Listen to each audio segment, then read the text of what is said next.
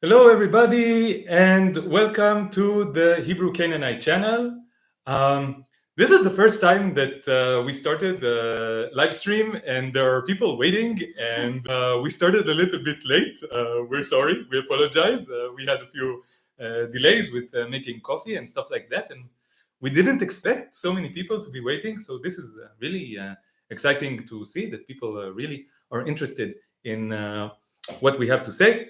My name is Alon, and again, I have with me today my amazing girlfriend, Tamar. Hi.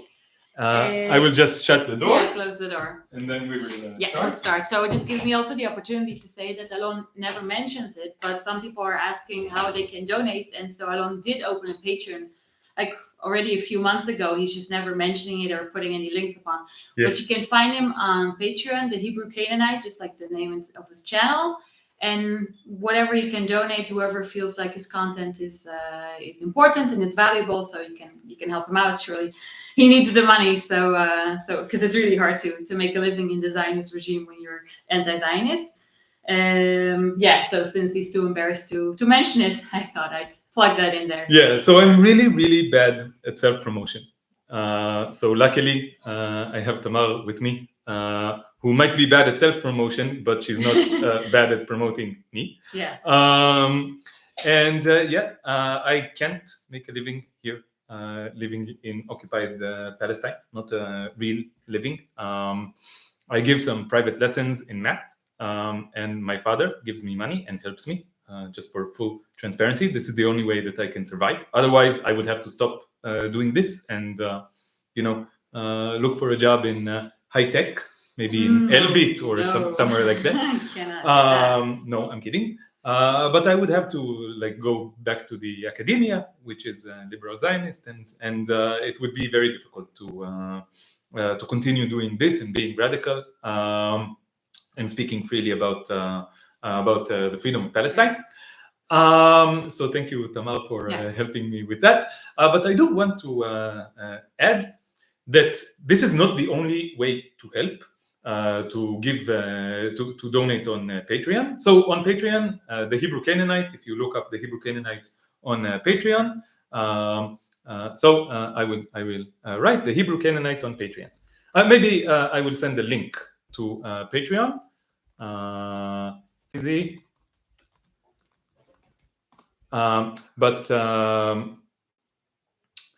okay, it's not so easy to find it. Tamar, if you can look it up on your phone and send the link, and we will paste the link here. Yeah. But what I do want to say is that there are other ways to help. If you don't have funds available or you don't want to help in this way, you can smash that like button, okay?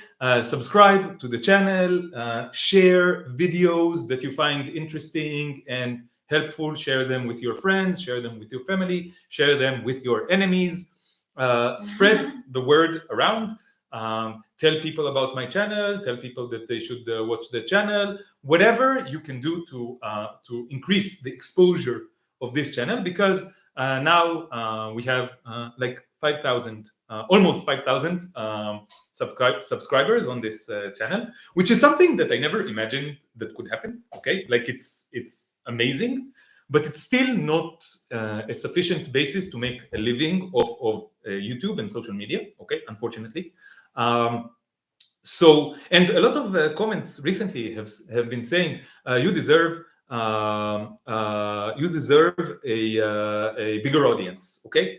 And I will not argue, okay? But the point is that it's hard to get a bigger audience when the way that you speak is the way that I speak. I do not try to sugarcoat anything. I do not try to pander to anyone. I say only what I think and everything that I think, or close to everything that I think, okay? Excluding stuff that could get me thrown in prison, okay, here in occupied Palestine, that would cause trouble with the Zionist regime. Thank you, Daniel, for saying definitely subscribe. I haven't regretted it once. That's a great compliment coming from you, so thank you. I tried to paste the link here, but I don't see it. It's patreon.com. Okay. Slash Hebrew Canaanite. This is just. So did you send me the link on WhatsApp? Because Yeah. I can just Yeah. copy and paste it. Okay, so you see, everything is super low tech. There are other ways. There are other ways to help other than spreading the word about this channel. You can, if you know like editing, then you can help me with editing videos. If you know stuff about, I don't know, social media, how to do stuff on social media and get more subscribers, followers, whatever, then you can help me with that, because I'm very ignorant about that. Anything that you can do or help me with would be very appreciated, not just financial help. Okay. Let's get started. Let's get started with today's topic. And today's topic is the Anti-Zionist Congress that will start on the 13th of June, so exactly 1 week from now in Vienna, and I will not be attending, okay? And I want to tell you that I wanted to attend this Congress. I really wanted to, okay? But the bottom line of the discussion that we are going to start now is that unfortunately, I cannot in good conscience attend this Congress. I cannot in good conscience attend this Congress. I can physically, but I cannot in good conscience. Okay, this is every word here is imperative.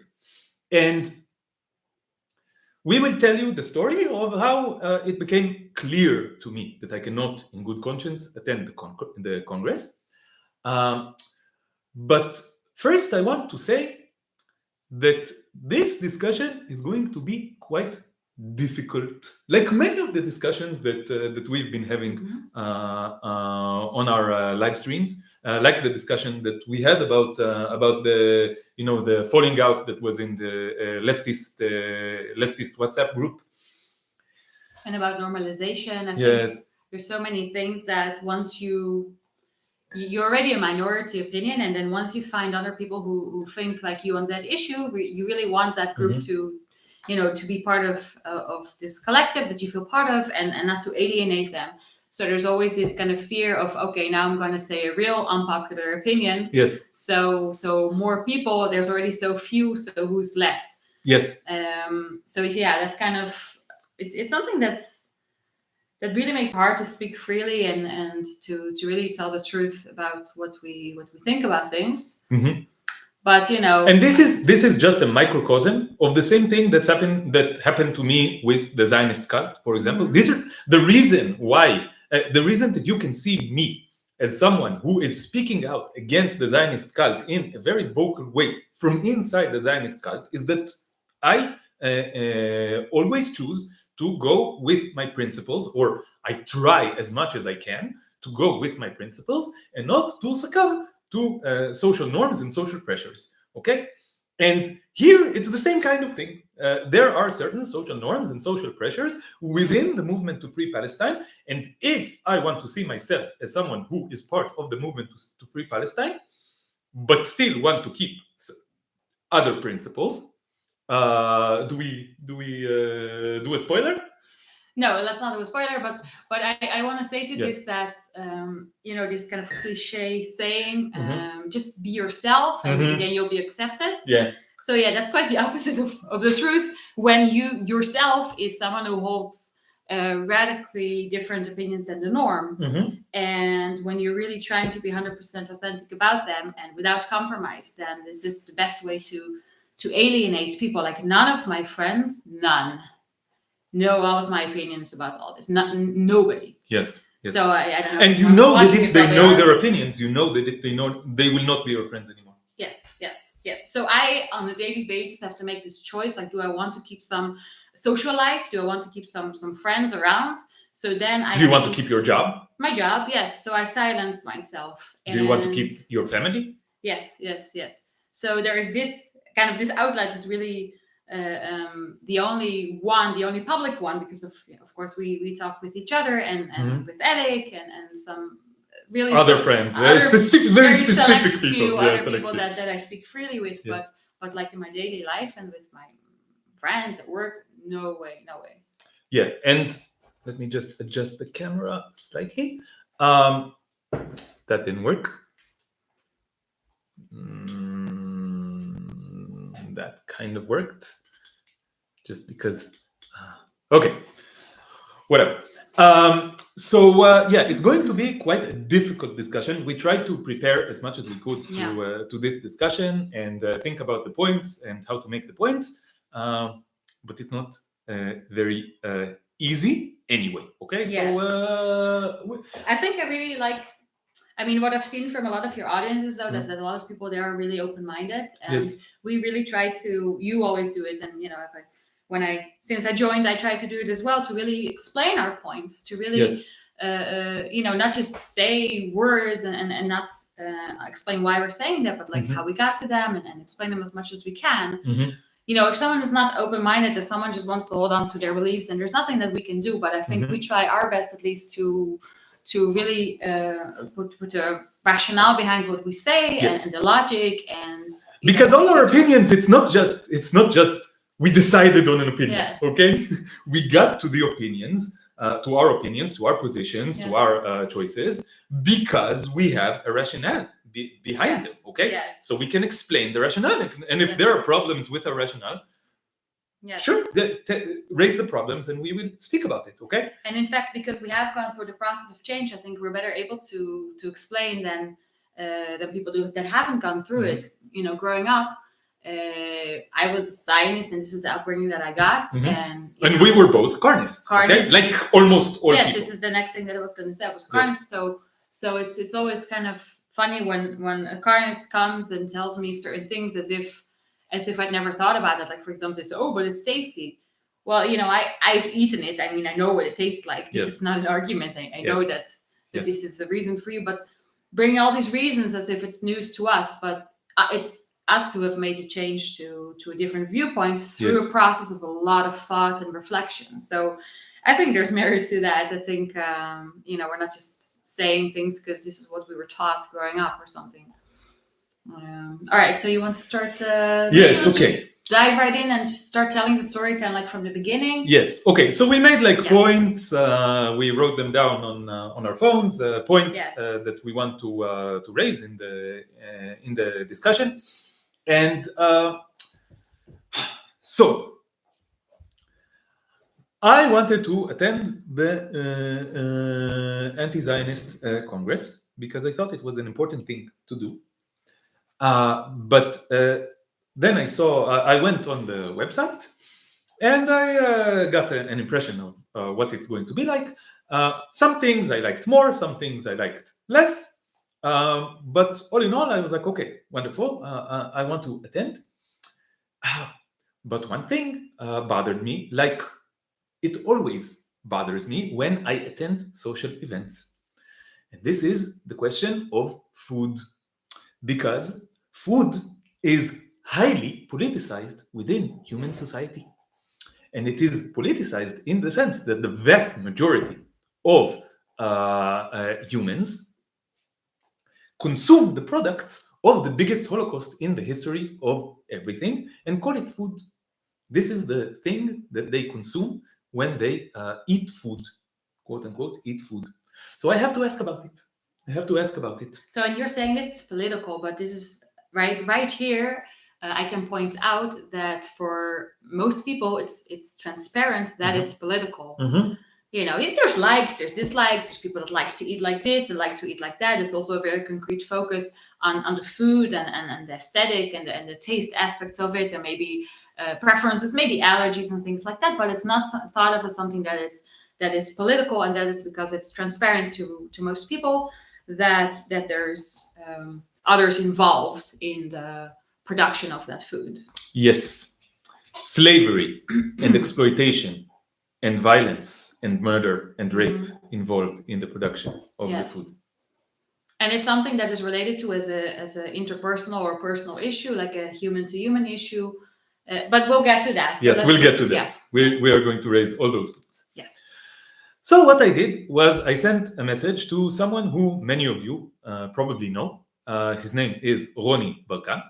And he is one of the organizers of the Congress. He is the one who sent me the link to the Congress to begin with. Through him, I knew about the Congress, and I know him personally because Elik and I had a discussion with him on Elik's channel on our podcast, the Yalla podcast, which was a very enlightening and wonderful discussion. I really appreciate Ronnie. And I sent him a message and I asked him about the food in the Congress. And because I am naming Ronnie here, and because a lot of my viewers know Ronnie and appreciate Ronnie like me, I need to say something because we're going to talk about Ronnie, okay? But it's not about him, okay? The point is not, okay, so I need to say, I kind of want to say this is not personal, but it's also personal. It is and it isn't. Yes. It is and it isn't. The political is personal and the personal is political, and this is something that we need to understand. This is something that we need to reckon with. That when I have a political position against the genocide, it becomes personal when I speak with my family about this who are supporting the genocide, right? It becomes personal. And when they then shut you down and they don't allow you to talk about it. Yes, which is a story that we will tell you for another day. For another day. We have so many stories in our list of subjects that we want to address, but this is like the most urgent one right now. So the personal is political and the political is personal. So personally, I think that Ronnie is a great guy. Okay, I really appreciate his work in the struggle against Zionist oppression. I really appreciate the fact that he is progressive politically, that he is pro LGBTQ rights, that he is a feminist, and that he is a vegan. Okay, he's also a vegan. Okay, and this is this is rare. People who don't actively participate in the biggest Holocaust in the history of everything, in the movement to supposedly fight for justice and freedom, the movement to free Palestine. This is rare, and I appreciate this as well. And the way that he speaks so uncompromisingly. So, yes, against Zionism. So principled, yeah. Yes. Mm-hmm. Yes. Which is also among anti-Zionists. It's more often than not. Maybe it's not even among leftists. It's more often than not. Leftists. The case in Israel, anyways. Yes, and Ronnie criticizes fake leftists all the time. Yeah. And I appreciate him for that as well, for his principled way. Position in this sense. Yes. He has a very deep understanding of these issues. Yeah. Mm-hmm. But what happened between us, the story that you will hear, is a story that is both about political disagreement, okay, but it has like personal aspects, okay, and we will talk about all of this and how it connects. And the point of this is not to criticize Ronnie, okay. The point of this is to show, like all of the discussions that we have, the point of this is to show how systems of oppression and control work, and to engage in a way that is both like concrete, like through a concrete story, we can engage with more general questions about how to resist these systems, what works, what doesn't work, all kinds of questions that rise and that we all think about all the time. We believe that when we talk about a concrete case, we can generalize and understand things, because this is what happened to us, right? Mm-hmm. Through this case, through this story, we understood so many things. Okay, yes, it's interesting. Yes, my kind of journey from Zionism to non-Zionism has gone through personal experiences of me starting to speak up, and in the beginning kind of cautiously, and then the reactions that I got in the process, and then the pressure and the social fascism that I experienced really expedited my process of understanding these concepts, these theoretical concepts. I understood them quite quickly, really within a year. I've gone such a long way just through personally experiencing them. So I think this is why it's very very powerful to use an actual case and rather Yes. than talk about it theoretically. And again, the personal is political. Yes. The concrete is the general, and the general is the concrete. So let's okay? start. Let's start. Okay. Let's So go I to said- the concrete. I sent Ronnie a message, and I asked him about the food in the Congress. And I kind of presented 3 different options. Okay, I said in the original message that I recorded to him, I said, okay, I can think of 3 options. One option is that all of the food in the Congress will be 100% vegan. And I said, if this is the case, then amazing. I would be super surprised, and it will be amazing, and I would love to attend the Congress in this case. And already there's something to say. Tamar, you want to say your thoughts about this? Yes. So the fact that we have to be surprised about it, and the fact that we have to feel happy about it, pleasantly surprised, already goes to show what a world we live in, that Yes. this has to be our expectation, that our expectation has to be that apparently there is going to be murder products, and if there aren't, wow, we have to say thanks, and we have to be very, very happy about this. Yes. And it also goes to show, but you saying this, that you're not naive. You didn't say, yeah, I assume it's going to be vegan. I mean, we know better than that. We know better that what the norms are in society, and that even if someone is vehemently anti-oppression in one realm, that does not mean that it also carries over in another realm. And we've seen this and experienced this so much that there was really no reason to assume that, of course, this was going to be Yes. the case. And already we see how we have to adjust ourselves to a certain norm. Yes. I would like to say, and sometimes I do this kind of like just out of like as a rhetorical. Yeah, it's a kind of rhetorical tool, trick, right? that I'll say to some, of course it's going to be vegan, right? And even not thinking that it is, but sometimes I use it. But usually it's not something that we'll assume, or that we say that we're assuming. Just to be transparent about it. And this is us, having to adjust to norms that we recognize, that we know, that we acknowledge exist. Yes. So this was the first option that I said, and the second option that I said, okay, what if the food in the conference will not even be vegan friendly? There won't even be adequate vegan options. Then in this case, obviously I will not be able to attend. And then I said, but I'm guessing that probably it's going to be somewhere in the middle. Probably there will be vegan options, but there will also be products of a Holocaust, murder and rape products being consumed in the Congress. And this was mixed in with the fact that when you pay for a ticket to the Congress, your payment goes to also fund the food being consumed by other people who maybe have like more financial issues, and then this means like there's a lot of questions that arise here already, okay? But one aspect of this is that if I buy a ticket to the Congress in a slightly indirect but not very indirect way, I am paying for products of a Holocaust. Okay, so this raises a very serious question. Something that in the beginning I thought was a question.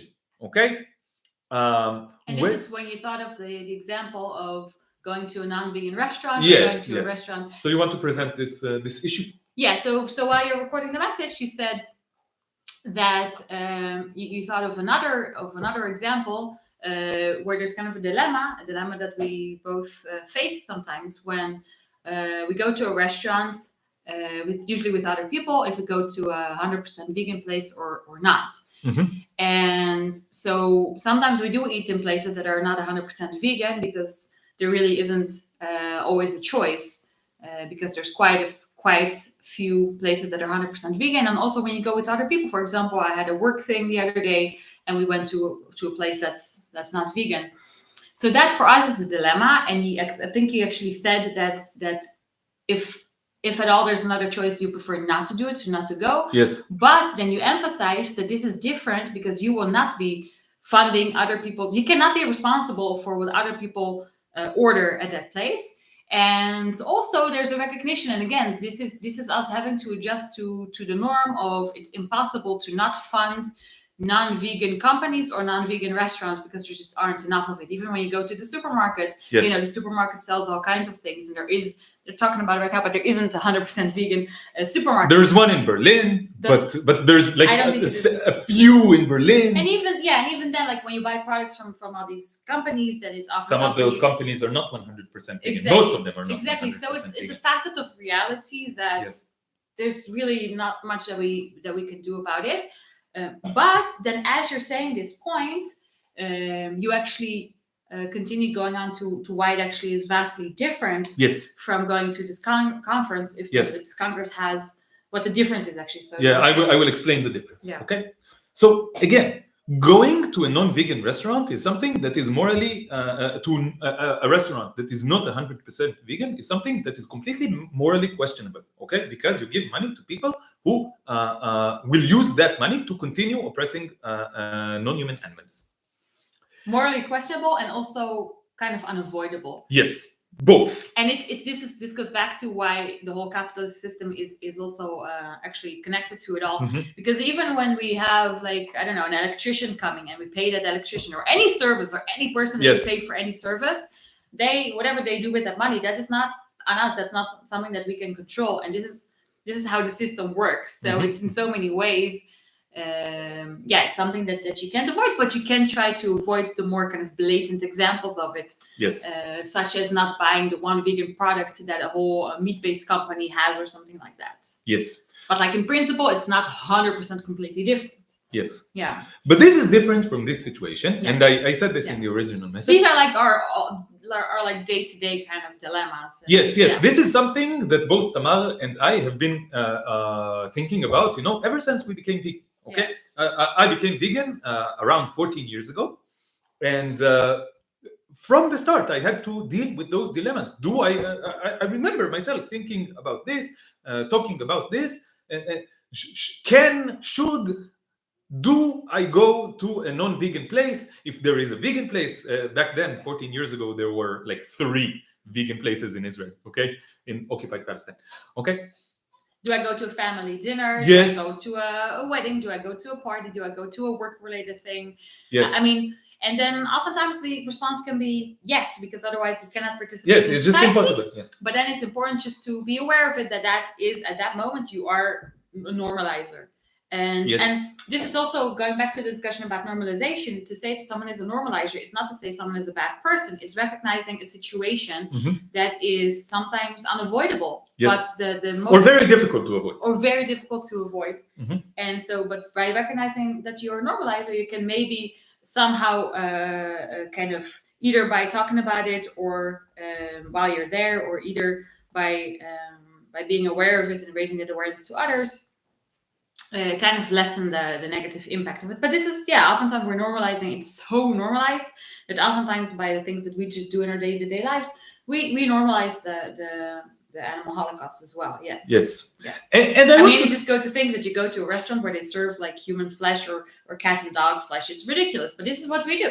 Yes. It's sometimes what we do, because there's really like no easy way around it. Yes. And this leads me to a very important point that I want to emphasize.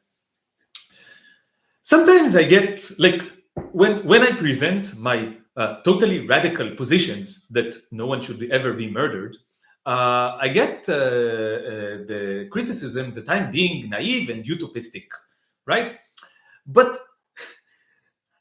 I am not naive. I know what this is. The whole the reason that I'm doing what I'm doing is that I know reality, that I understand reality, that I understand that reality, that the world that humans have created is so twisted, so wacky, so weird, so atrocious, that we must act now, okay? And that we must that we must act in the most direct way, and now. So I know reality. I know that what is going on is horrible. Okay, and that it's really difficult to avoid cooperating with it. I know, I understand this. But what people expect me, because that's what they do, is to take this realization that reality is so twisted, and to take what is and turn it into what should be. Okay, they confuse between what is and what should be, and we will see this throughout this discussion. Okay, you should just accept reality as it is, because reality is like this. Just accept it and go along with it. But and this if you is don't, not, you're naive. and if you don't, you're and naive. This is the moment that I think that you give up on the possibility of any change. Yes. This is kind of the greatest antidote against radical change, to Yes. to try and put this pressure on a person or on yourself to let go of what your goal is, what you want to get to. Yes. And this is what I'm not willing to do. I'm not willing to let the fact that reality is so fucked up make me forget or stop believing or stop aspiring to a reality that is not fucked up. Mm-hmm. And it's not like I'm aspiring to a utopia. When this discussion is not about utopia, it's about no one murdering anyone else.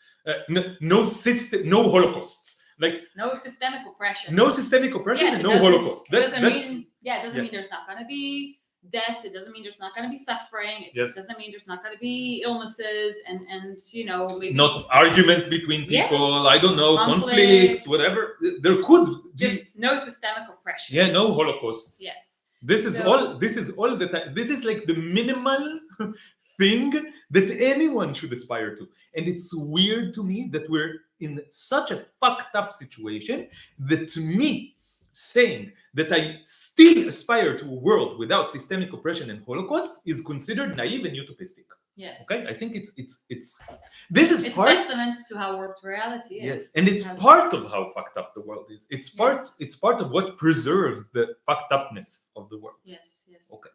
So you were going. This is when you went into the point of how actually it's so different from going to a non-vegan restaurant. Yes. So it's very different because when I go to a non-vegan restaurant, my action is political, but it's not overtly political.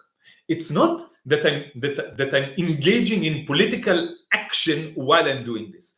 Going to a congress that is supposedly and declaratively against oppression, against a Holocaust, against violence, against supremacy, against systemic oppression, against for freedom, for liberation, for equality, for justice, and then participating in the very opposite while you're in the Congress, and normalizing the very opposite while you're in the Congress. This is a very different thing.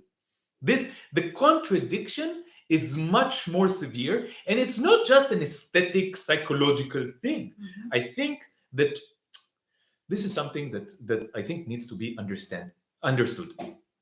If you claim to be against oppression, if you claim to be for liberation, and while you are supposedly being an activist against oppression and for liberation and for justice, you are actively participating in injustice and in oppression, then you are normalizing that injustice and oppression even more than people who do not claim to be for justice and liberation and against oppression. The normalization is even more severe. You have, I'm sorry, but you have more responsibility in that situation.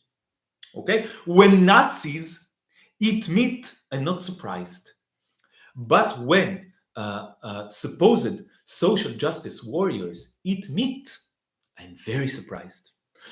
I'm not surprised anymore, but I'm more outraged. Okay, this is like, am I surprised? I don't know. I refuse to stop being surprised by this. Mm-hmm. I refuse to stop being shocked by this, because when I stop being surprised or shocked by this means that I have internalized the normalization, which I did, and we will get to this very soon. But I think that when you declare that you are a warrior for justice, and you participate in injustice, it's even worse. This is why my criticism for liberal Zionists, for example, is I do it more than when I criticize overt, fascist Zionists. Yeah. Because at least they don't pretend to be something that they are not. And this is why I criticize vegans who are Zionists even more than I criticize non-vegans who are Zionists. Okay, it's the same kind of thing. When you are a vegan, you are supposedly against oppression. You are supposedly for liberation of all living beings, but then you suddenly are for the oppression of the living beings of the group Palestinians. Mm-hmm. I think that the contradiction is bigger and the damage is bigger. Okay? Yes, because somehow it reinforces this blindness to it. Yes. So because people can see them and okay, these people have liberated themselves from this oppressive thinking, oppressive behavior. So these people are role models for morality. And then when they're the ones that are actually participating in something that is oppression, it makes it even the obfuscation of it is even worse. And sometimes when I read posts or something, when people will write a post that about one of the issues, doesn't matter which one it is, whether it's against the animal holocaust or the genocide in Gaza, and they'll write something that is completely against oppression and against murder, but they're only talking about that particular issue. It's just it really serves to hide other aspects of reality even more, because supposedly these people already they have their eyes open, they see reality for what it is. And yes, so I think it is in many ways it is more harmful. Yeah. Yes. Yeah. Someone wrote in the chat, I used to be vegan and I stopped for bad reasons. I'm trying to go back to doing it. So good. Yes. Let's go back to not murdering and not raping and not participating in systemic oppression and in the biggest Holocaust that ever was in the history of everything. And what I wrote to this person, I don't know your gender or anything about you. Please send me a message on Instagram, and Tamar and I, okay, we do all kinds of stuff, but the most important thing for us is to stop the Holocaust of non-human animals. Okay, it's the most important thing for us. Okay, Yes. Because we are allies of the non-human animals being oppressed. I'm thinking about it now. I'm holding myself back from crying. Okay, Tamar, I know, is holding herself back from crying. I can't think about it. I cannot let myself. We cannot think about it, okay, because it's so horrible. But even though we cannot, we would prefer to not think about it. It makes us feel bad, okay. But we have to think about it. We have to think about it 24 hours a day, because we want to think about it. Yes, but I try to put some kind of emotional distance when I'm trying to think and when I'm trying to talk about things, because otherwise it's just impossible. Yes. But really, it's really not about accusing or blaming people. It's like, please stop. Please stop. I want everybody to we want stop. this to stop, because we're thinking about the cows, we're thinking about the chickens, we're thinking about the pigs, we're thinking about the sheep. Like the last thing I want, this is oftentimes something that any activist, I think many people that are pro-Palestinian probably have heard this many times as well, get this kind of accusation. Oh, you think you're better than others, you want to feel better than others. No, the opposite is true. I don't want to be better than others. I want everyone to stop. I want this Holocaust to stop. Yes, I want it to be obvious that no one contributes to Holocaust. Yes, I want it to be the baseline. Yes. I want it to be the thing that everyone does. I don't want to be better than anyone else, especially not in this respect. Especially not in this respect. It's horrible to think that we're the exception here, or the minority here. Yeah. Okay, so my point is, if you are considering becoming vegan, if you are considering doing this change, if you are considering stopping to participate in this Holocaust, to actively participate in this Holocaust, and you need help in any kind of way, if you need help understanding moral points or practical points, or finding what to eat, or thinking about health, or whatever. Social challenges, dealing with social challenges of going against the norms, please send us a message, and we will help you as much as we can. This is something that we really want to do. So let's go on to this. And Claire is saying, I need Claire, I am upset with you, okay? Claire is saying, at the moment, the priority is saving human beings for us. Peace. Claire, you can save human beings while not killing cows. Yes. You can just stop it. There's no You contradiction don't there. need to invest energy into not being a murderer and a rapist, okay? It requires zero energy. Yes. Stop participating in the oppression of cows, chickens, sheep, pigs, and other non-human animals, and then you can say, okay, my priorities are, I want to say, okay, whatever, but you are now a murderer and a rapist. At least be neutral. At least be neutral. Being plant-based is neutrality. Yes. Is neutrality. Be neutral with respect. Yes, you are killing, Claire. Yes, you are killing. You Of are course you are. paying Oh, people wait, money. Maybe she's vegan. You're vegan, Claire? Are you vegan? Are you vegan, Claire? Because this is the thing, though. I think by being vegan, just eating plant-based and not being an activist for animal rights and not talking about it at all, but not eating them, this is a position of neutrality. You Yes. don't take part in the Holocaust and you don't speak out against it either. So yeah, this is already a thing that most people don't do, but this is really the bare minimum, and this obviously does not prevent you in any way for going to protest about whatever cause you choose to go, and even if it's causes that are only for humans and not for other animals, then you can do that, but not as long as you're not at least neutral and you're actively participating in the oppression of others. Claire, anyone who goes to the supermarket and buys the corpse of a cow is a murderer. Yes, you pay someone else to do it, but it doesn't matter. And I think this is the exact thing. Did Hitler ever strangle anyone himself? No. So he's not a murderer. Of course he's a murderer. And don't say, oh, did you just compare me to Hitler? No, this is an analogy. It's not a comparison. But this is the thing. It's being removed so far from us, and this is what the system wants. They want to remove the cow. They want to remove the chicken from our field of vision, from our field of emotion, and from our brains. And so we can just pay money when we buy a product, and that money, where does it go to? It goes to a whole big stream and chain of events to a person who slits the throat of a chicken or of a cow. Yes, this is what happens. And Claire says, I've been vegan for 24 years. So why are you, what? So weird. So why are you, Yeah, it's okay. So she's... No, but I'm kind of confused. I don't know. Sometimes people say stuff. No, but I think maybe this relates... And I own a small farm. So you own a farm. What do you do in this farm? But I think this relates to the discussion of today. Yes. Like for example, because we said Ronnie, he's also vegan, so he's in that sense he's neutral. He's not participating actively in the Holocaust of non-human animals, but he also feels that, or at least this is the thing that came up in this instance, that first and foremost, we need to stand up for humanity, which I do want to say something about that. I mean, if everybody were vegan, then we wouldn't have to stand up for non-human animals, but unfortunately this isn't the case.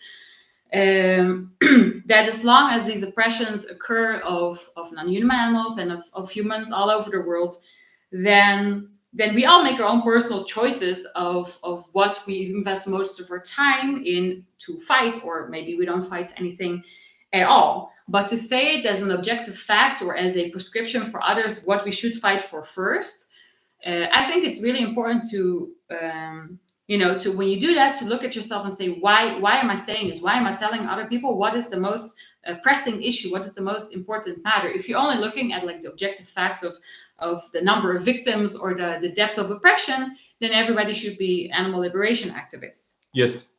If that's your guideline. But if you want to say, okay, whoever fights any kind of oppression, it's a net positive thing, and I think this is true.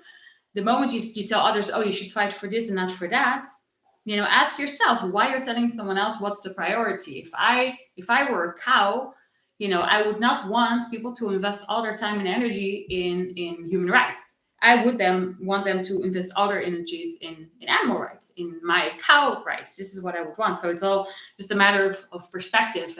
And I don't think that we as humans can decide over the heads of other animals that they're less important than we are, just because we happen to conveniently belong to this category called humans. Anyway. I see that the comments in the chat are now upsetting me. I'm going to be transparent about this. This upsets me. and then I We lose. did warn the audience in the beginning. Yeah. I said it's going to be a difficult preface. conversation. I knew it was going to be a difficult conversation. Now the comments in the chat are upsetting me, and I see that I'm being that my brain is. I don't read the comments, so yeah, it's better, I think, to just, I don't know. So my brain is becoming, disorganized, and I can't think clearly. And this is what happens to me when I see indifference in the face of a Holocaust, or trying to justify the exploitation and the abuse and the murder and the enslavement of non-human animals, of anyone, basically. Whenever I see someone justifying oppression and excusing oppression, or being indifferent in the face of oppression that they participate in, I see red. like I lose it, and it's really hard to stay calm in the face of this. This is why I really try to not to be reactive, and the only way not to be reactive is not to read those comments, but rather just tell the story and tell the things. But this is like the dilemma. How much should I be emotionally involved, right? Because I am emotionally involved in this.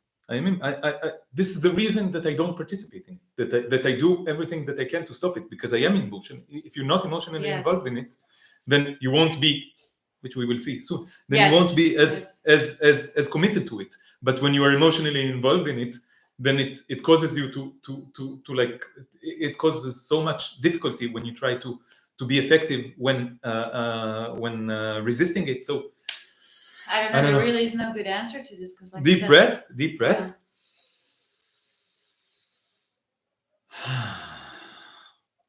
And I have Tamar with me here, and Tamar, you always help me, so help me stay focused. Okay. Yeah. So let's go back. I mean, maybe I'll just say this thing that I'm often haunted by. I've seen videos and I've seen pictures and I've seen quite some footage.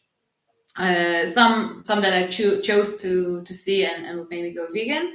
And afterwards, because when you're surrounded by so many vegans and you're doing so much activism, you're going to be exposed to that, even if I'm trying really not to see those things anymore. Yes, because they share it on Facebook, or stuff like that. And also because I want to share things. Yes. And it haunts me. It really does haunt me. It keeps me up at night oftentimes, and it makes me cry so many times. And I only have to conjure up one of those images, and to see someone be indifferent or mocking it or belittling it. Yes, it drives me crazy. It drives me crazy, and people can say, "Oh, yeah, you're too emotional about it." But then I see the reaction of people when they're defending their meat-eating behaviors, and they're the emotional ones, they're the irrational ones, or even the reactions of people when someone abuses a dog or a cat, that they're the first in line to say, "Yeah, kill that." Yeah, kill that person. They're not less strongly reactive than I am. It's just, to them it's a different species, and of course it's all a matter of norms. But when I see that, the way that when I only have to think, and I'm really trying not to think about it because otherwise I'll just start crying right now, is of what the chickens and the cows and the pigs at this very moment are enduring. Billions of them, tens of billions of them at this very moment. To describe, like, and then to see people that just don't care. Yes. I mean, think about the way that you feel about the genocide in Gaza, and then someone just saying something, yeah, whatever. What about the people in Sudan? Yeah, what about? And then just seeing, or just people, yeah, whatever. Yeah, snowflakes. I don't care. Yeah.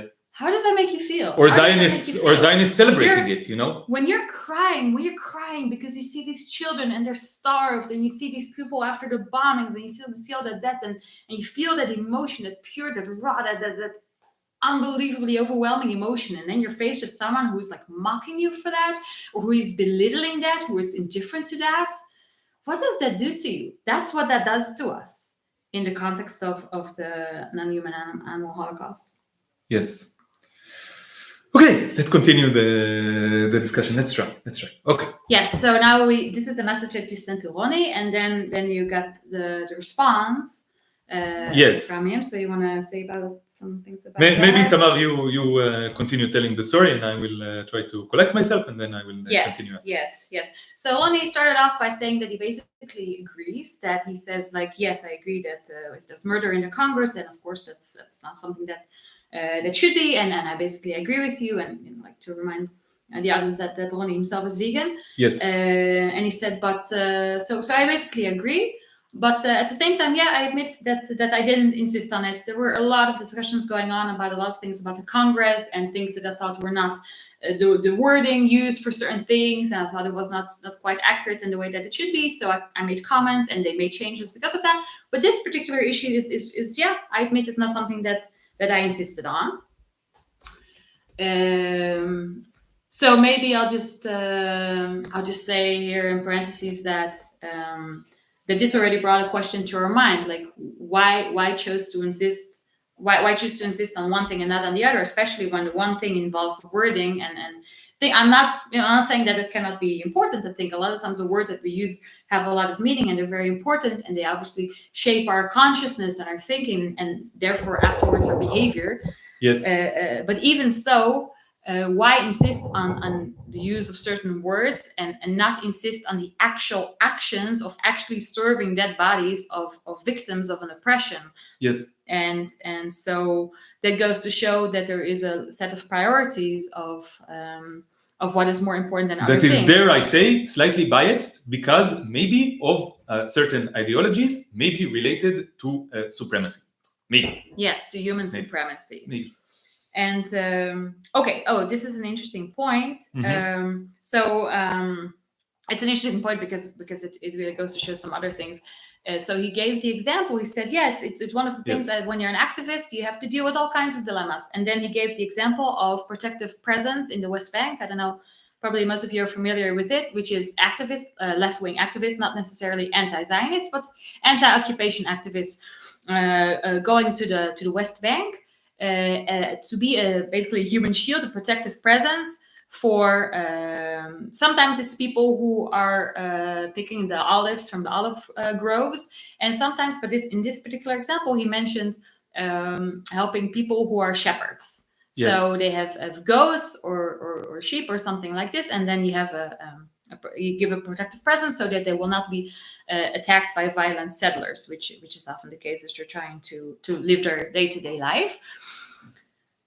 So he mentioned this as something akin to this dilemma. Yeah, sometimes as an activist, you have to compromise. We are here in solidarity with the Palestinians, and the Palestinians, they aren't vegan. They don't have this worldview. They don't share that. And he gave an example, I think, also of dress. Maybe it's part of the patriarchy that you want to fight against. But if they want women to be dressed in a more modest way, then we will dress accordingly and not come in like very shorts or something like that as a woman to respect their way of life. And I think this is part of solidarity. So this is the thing that he said. So there's a lot of issues regarding that. And the main thing that I want to say is that I agree that this kind of example is indeed a moral dilemma. Mm-hmm. Okay? So I have a lot of opinions about this moral dilemma that maybe we will go into some of them, maybe we will not go into all of them. But the point is that yes, here there is a moral dilemma. I see two sides to this discussion, okay? But the main thing that we want to say about this is that we mention this mainly to show how different it is from the current supposed dilemma of a Congress that is happening in Vienna, which is, I visited Vienna like 3 years ago, and Vienna is one of the most vegan-friendly cities in the world, okay? There are so many vegan restaurants there. There is so much awareness of veganism there. Not enough, okay? But way more than other places. It is a place where it's very easy to get vegan food, okay? The people attending the Congress are not people who are heavily oppressed by Zionism or any other system of supremacy, not in such a severe way. They are affluent, they are privileged, and they have every possibility to not participate in the Holocaust of non-human animals. And in this case, I think the main thing that I want to say is there is nothing on the other side of this supposed dilemma. Yes.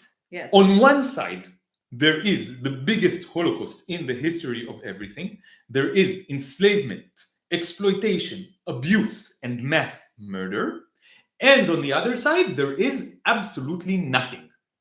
Okay, absolutely nothing. And I think that this is the case with most people I talk to about veganism. Okay, sometimes people can tell me, in rare cases, maybe people can tell me actual reasons for why they can't be vegan. I never was in such a situation, but I can imagine such a situation. Okay, But this is also not relevant. I think this is really the main point, how irrelevant it is. Because this example he gave is of people whose livelihood and maybe their ability to live depends on exploiting animals. And I don't know if this is true or if this is yes, not it's true. a question whether It's it's a question, true. but it's maybe true. So therefore, it's a dilemma. And then it's still a dilemma because it's also not a default position to then therefore pick the humans over the sheep and goats, right? Yes. So, but it's a dilemma. But this is a case where people will be provided with food at the conference, and that food can be either vegan or it can be non-vegan. So it's like Alon said, there's nothing else on the other side of the equation. There's nothing preventing them, well-fed people from even if they weren't well-fed, even if it's someone who is starved and came to the conference, they can eat food at the conference that will be provided for them, and that food can be like we eat every day, for many years now, vegan. So there's absolutely no downside to it. There's no reason, no actual moral reason not to do it. Yes, there's no moral reason. So let's say this explicitly. The actual reason that is being obfuscated and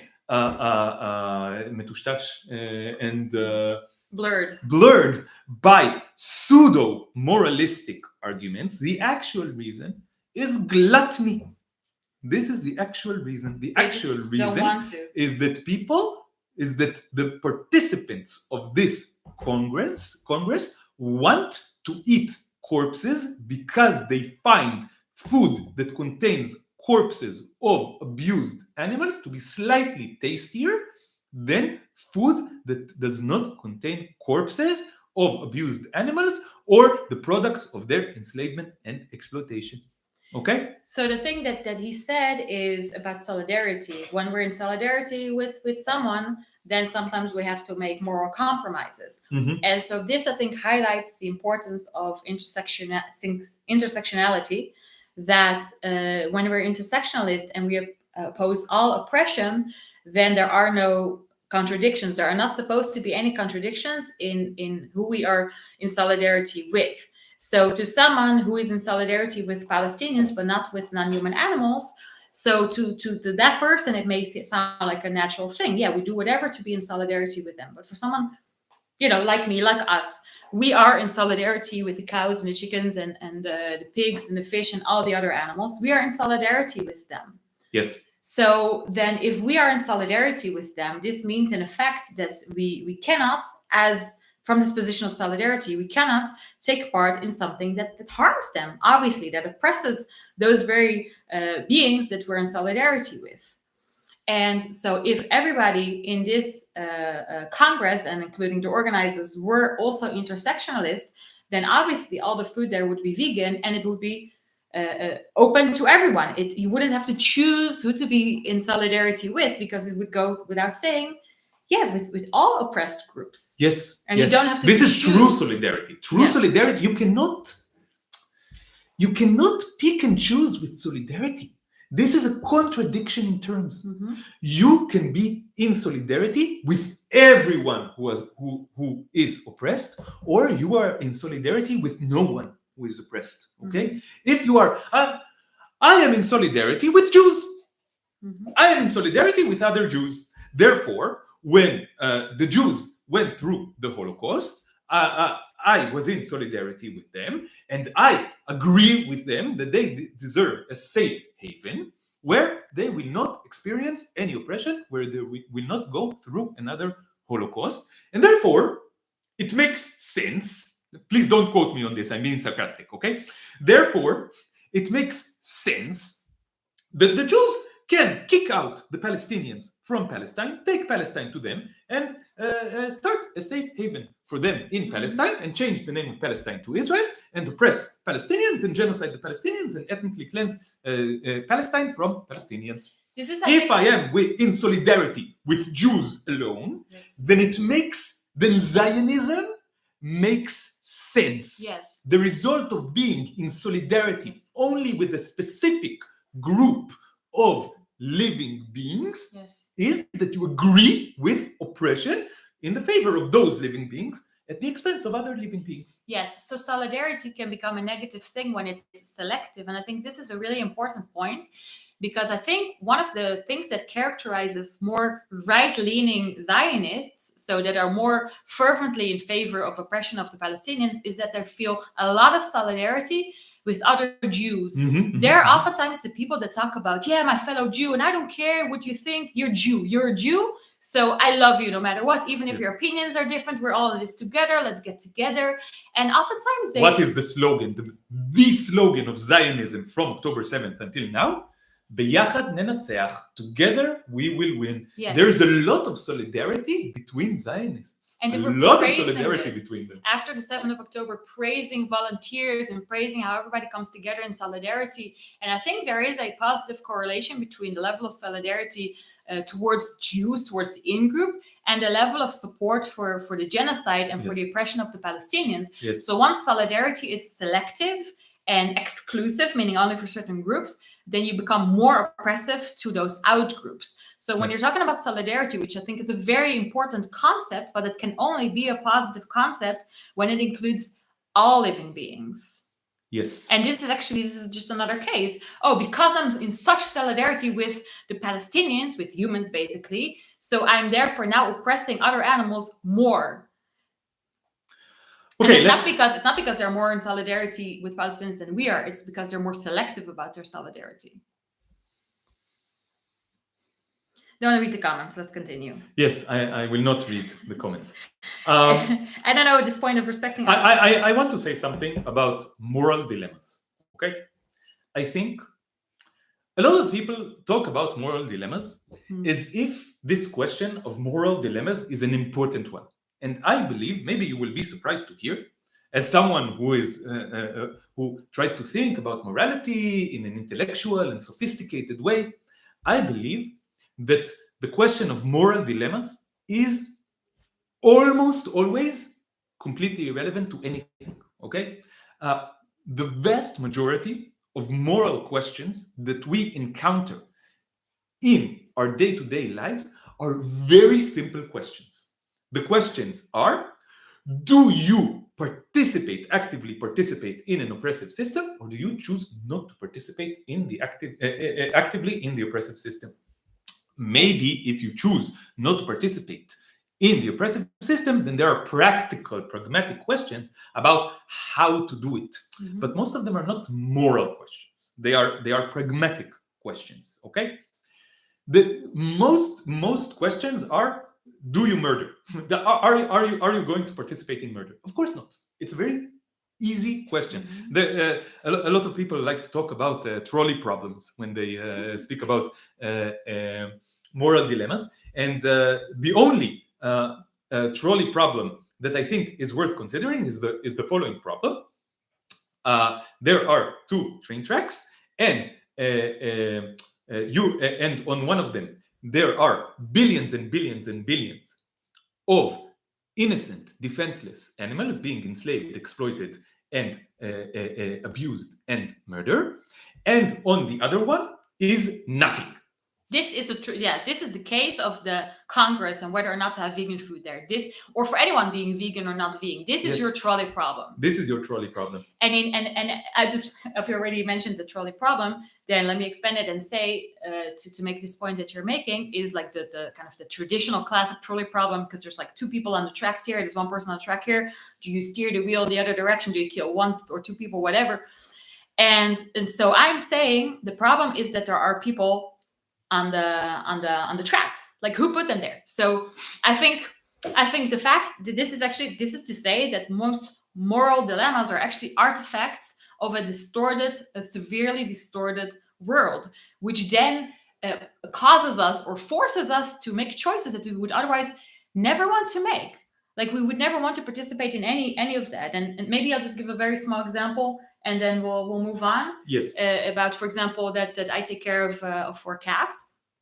Actually, this was asked previously in the chat. What do vegans feed their cats? So first of all, they're not our cats. They are cats that we decided to help because the human created world is so hostile to them. Yes. Okay, Yes. so we help them as much as we can. Yes. Okay, and yes. they live with us because they have nowhere else to live. So this is a moral dilemma, but it's a dilemma that's been created by the fact that there's so many cats here, like on the streets, that would not survive. And I adopted cats that one for sure would not have survived if I would not have adopted him and started taking care of him. That would not have survived otherwise without the help of humans. So this is a human-created problem that they imported a bunch of cats and then they built everything and made cities so that the cats don't have a natural habitat to hunt for mice and eat those. So then they become dependent on humans to feed them. And what do you feed them, etc. I was actually going to talk about the neutering and spay. Yeah, but the food, that's another. But I think we'll do a whole another episode on about all of these pets issues. and Yes, cats and everything like this. But yes, so I acknowledge there are moral dilemmas here, and I felt really, really bad about taking my cats to be neutered and spayed, because I think to interfere like that in their reproductive systems, like to neuter and spay someone, it's like a horrific thing to do. Yes, let's mention that in the Genocide Convention of the UN, one of the articles of what constitutes a genocide is where one group prevents the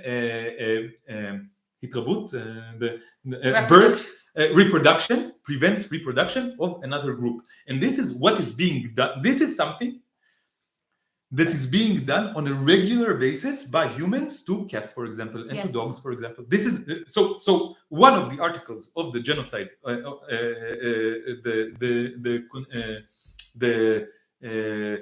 genocide, the anti-genocide convention charter is something that is being done to non-human animals on a daily basis. And it's not only being done, it's considered the only right thing to do within the kind of the cat people community. It's a no-brainer, like this is like what I'm saying now. Even vegans think this. Yes, what I'm saying now is hashtag unpopular opinion. Yes. That I'm even questioning whether or not we should spay and neuter cats. Of course you should, because there's still suffering in the street, and then otherwise there'll be more and more kittens and they'll die from starvation in the street.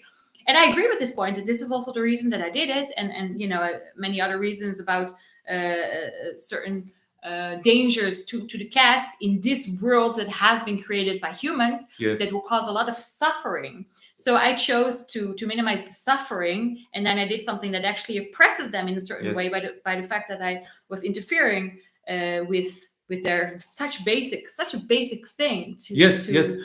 Sisi can now not be a mother. She cannot. Let's make this concrete. And I don't know what she wanted. Is sitting right there, okay?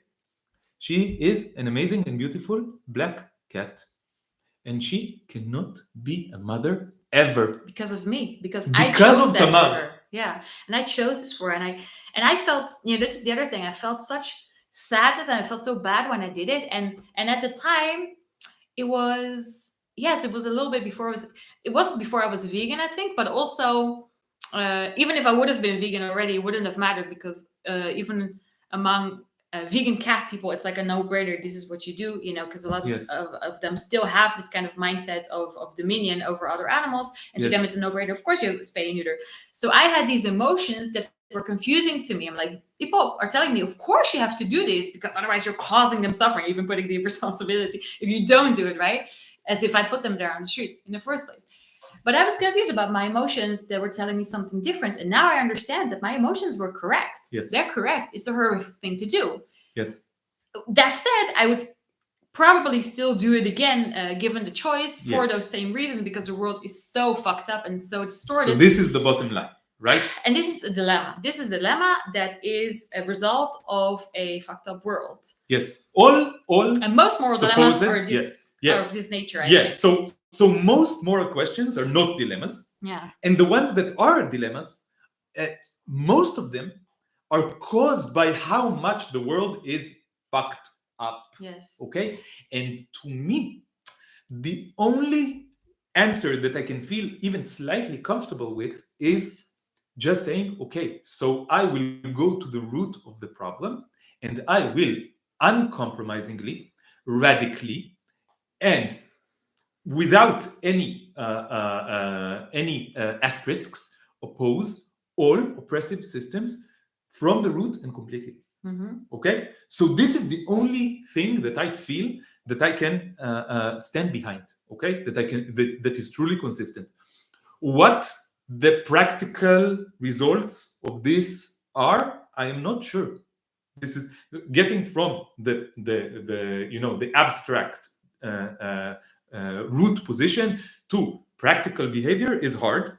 It's a difficult question, but it's a practical question, not a moral question. The moral question, I think, is clear here. And another aspect of this thing that I want to present here is, which ties us back to this question of whether you help oppressed people who are also oppressors. Okay, and my answer to this is the following: in each, a person is not essentially an oppressor or an oppressed. Okay, or someone oppressed, and also an animal, any animal. They're not essentially oppressed or oppressor. Okay, we have roles within the system, and we can play several different roles. Okay, so Marx talked about this, and I think you can give a very simple example in the spirit of Marx.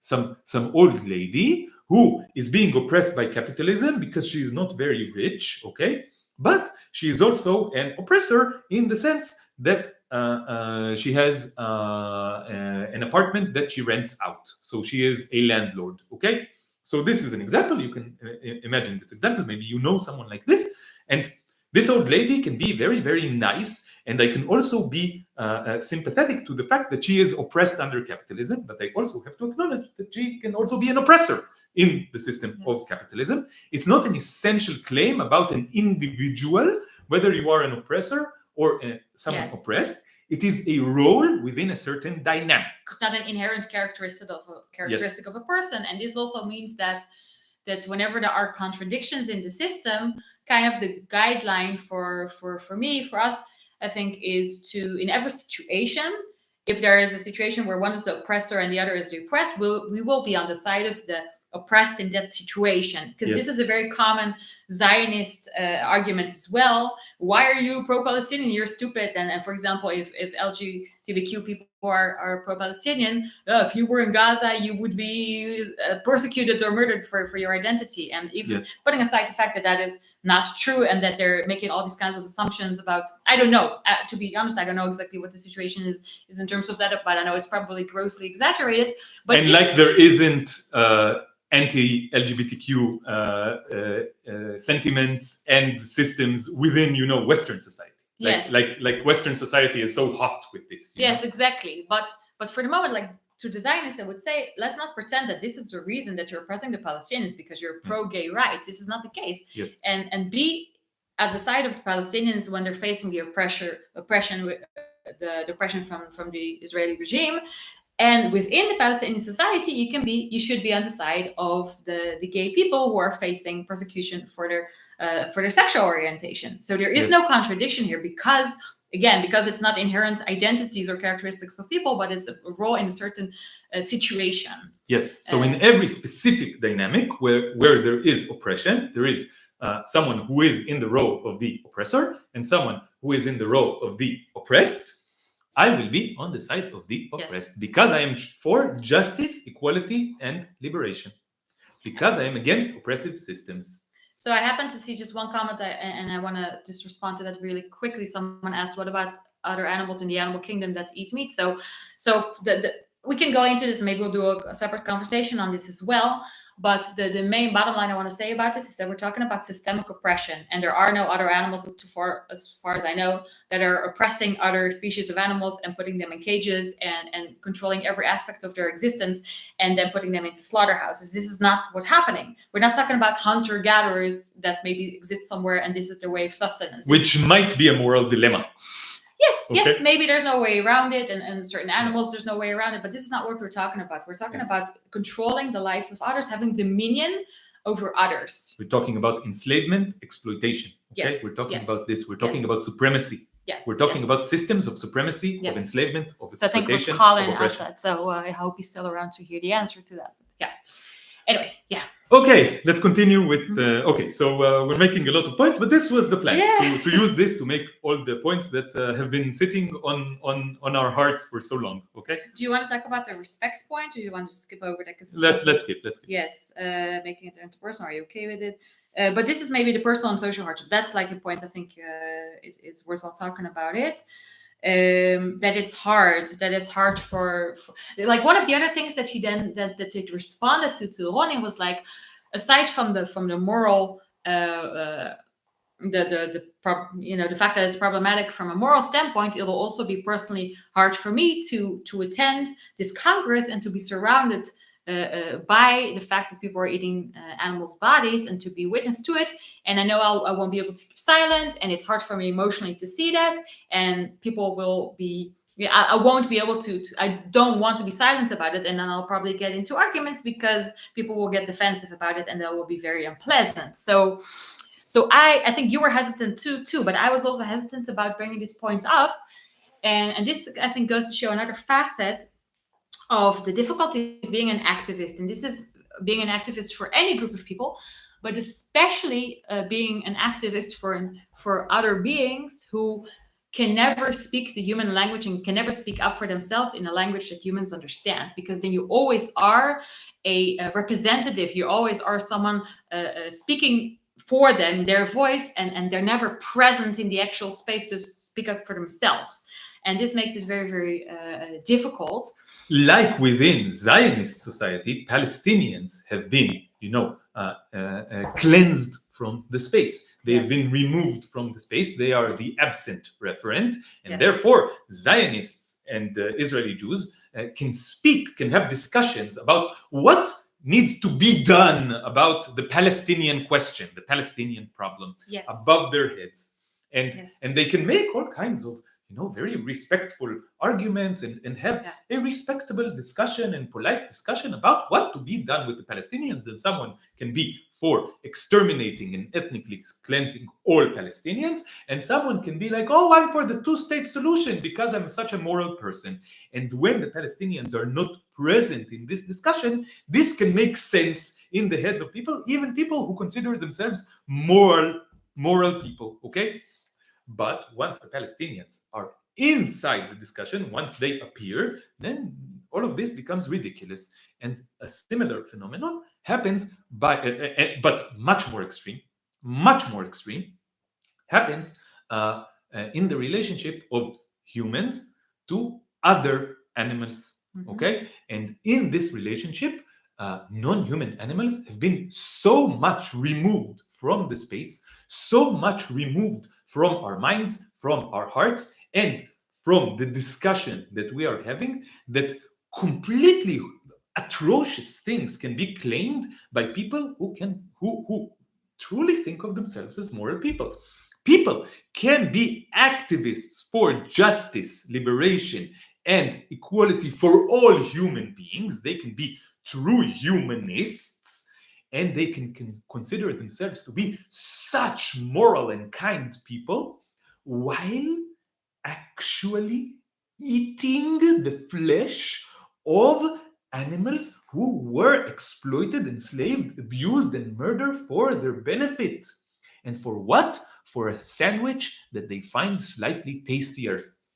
Such an abomination by people who consider themselves saints.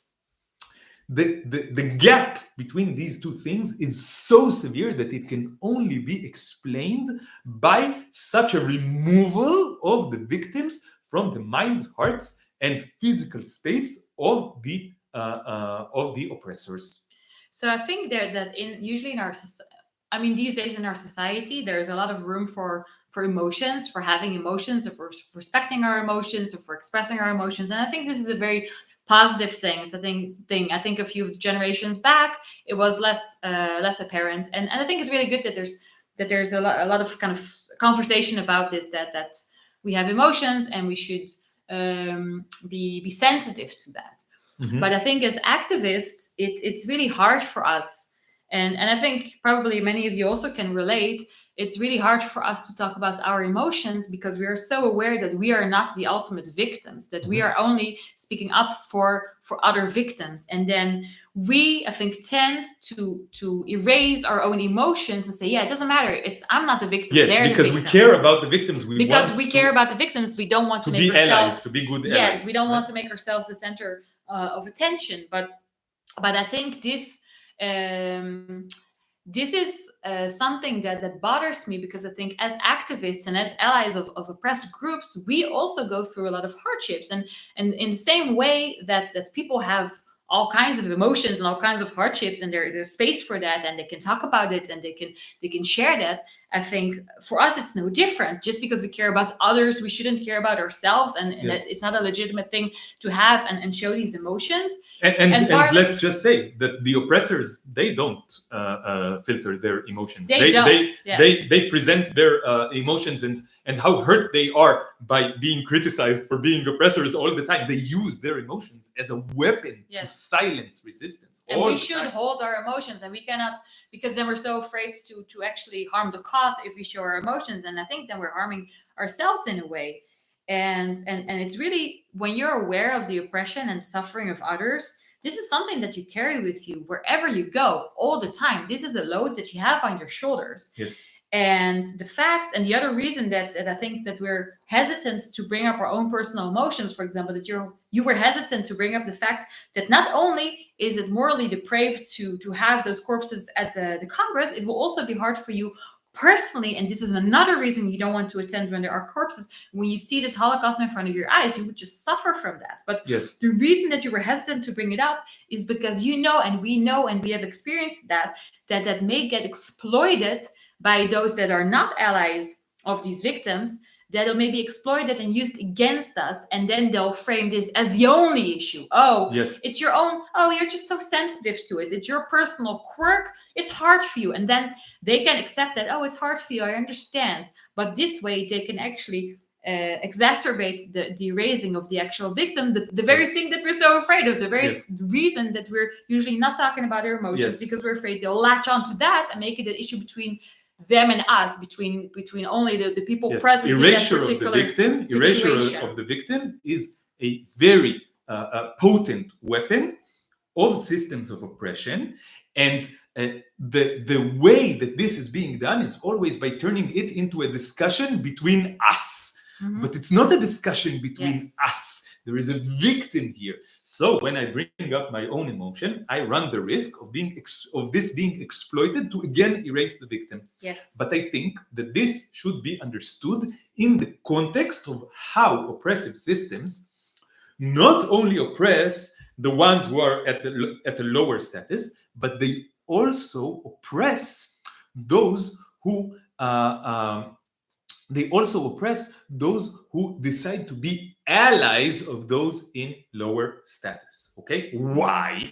So that people who weren't born into the lower status do not choose to be allies of those who are being oppressed. Okay, allies from the group of oppressors to the group of oppressed are dangerous to the system, because they can use their privilege within the system to speak up for the ones being oppressed and silenced. So those who are allies of those being oppressed and silenced should also be oppressed and silenced, so that they know that it's risky to speak up for the oppressed and silenced.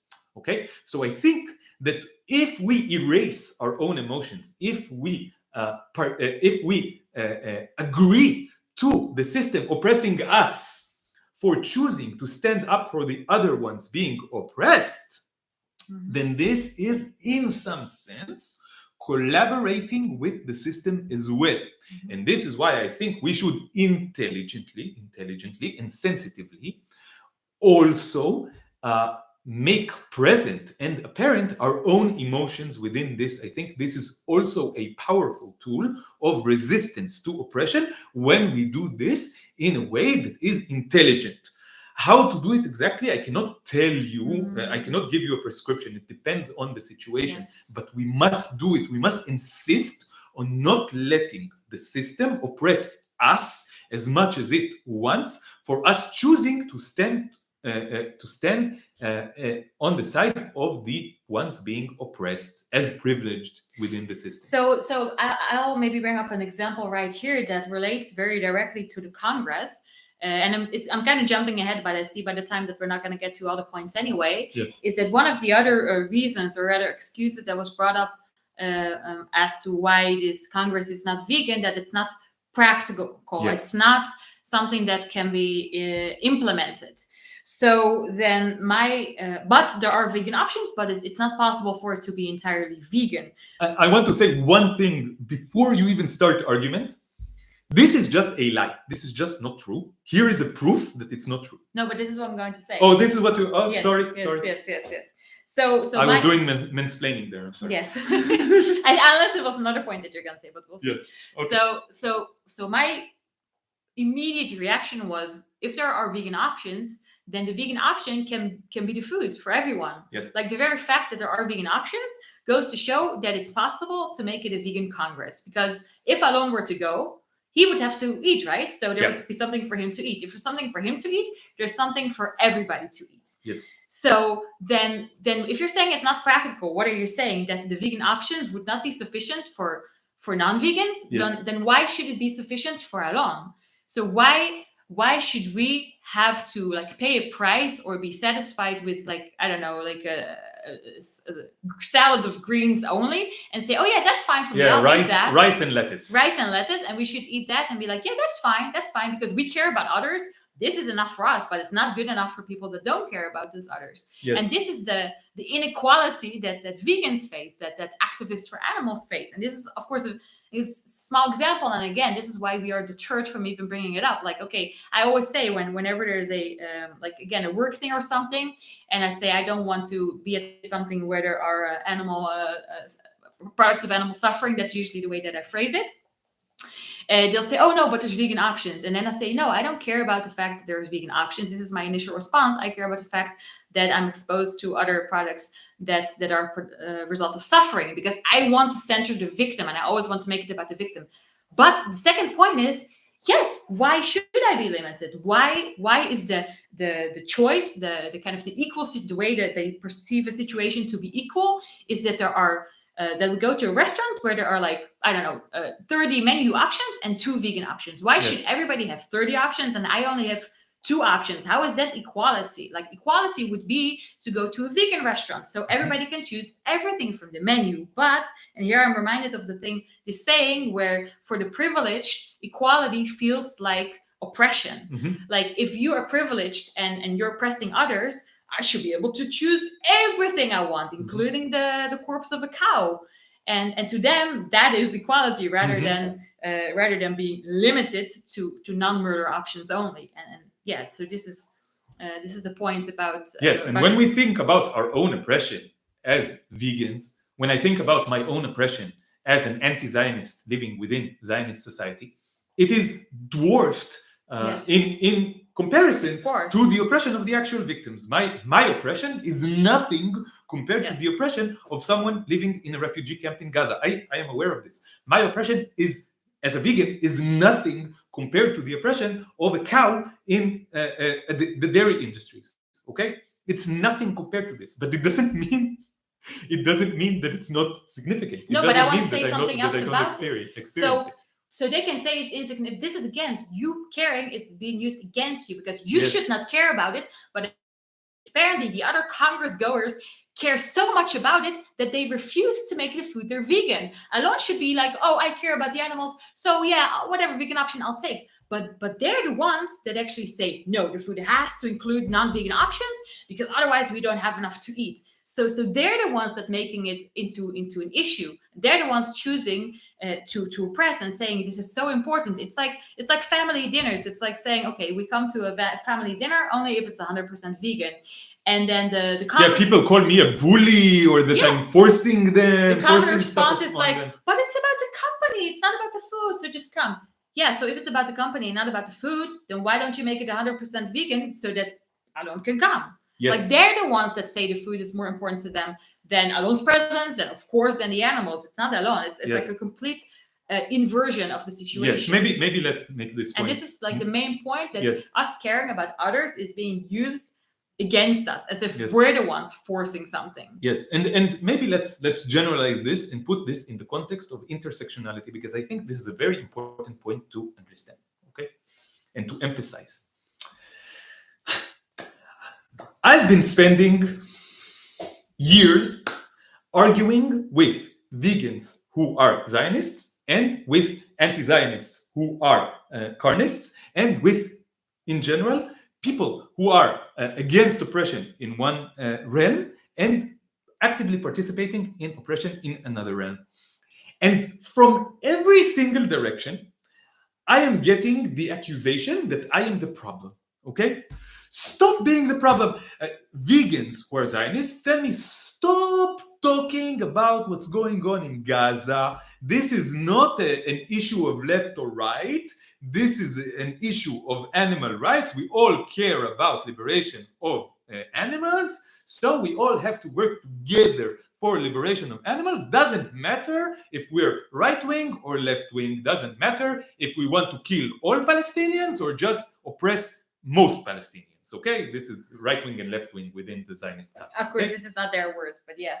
This is what they mean. Yeah. Okay, and on the other hand, a lot of people, you saw this in the comments here, a lot of people in the movement to free Palestine, or humanists who want to liberate all humans, tell me, why are you pushing this agenda of non-human animals? Who cares about non-human animals? You're just damaging the movement. First, we need to free all people, and then maybe we can start thinking about cows and chickens who are inferior. Okay, so this is, and in both cases, and in all cases, I am not the problem.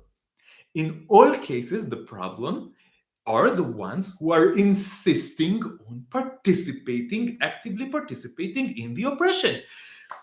All the vegan Zionists could stop being Zionists right now. They could stop supporting the oppression of Palestinians at this moment. All the people who want to free Palestine and are against the oppression of Palestinians but still support the oppression of non-human animals and still consume the products of the Holocaust can stop consuming it right now. Right now. If you still go to the supermarket and still pay people to enslave, exploit, abuse, and murder animals for your own superficial, sensual pleasure, you can stop right now. Right now. Okay, let's give a few seconds. Okay, let's sit for a few seconds and acknowledge that we can stop doing it right now.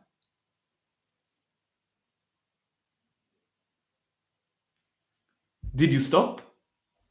And this is If not, if you didn't stop, if you are not intending to stop, if you intend to go to the supermarket in an hour or tomorrow and paying for the corpses of animals, or for milk that is the result of rape, of enslavement, of separating mother cows from their calves, then you are the problem. No one else is the problem.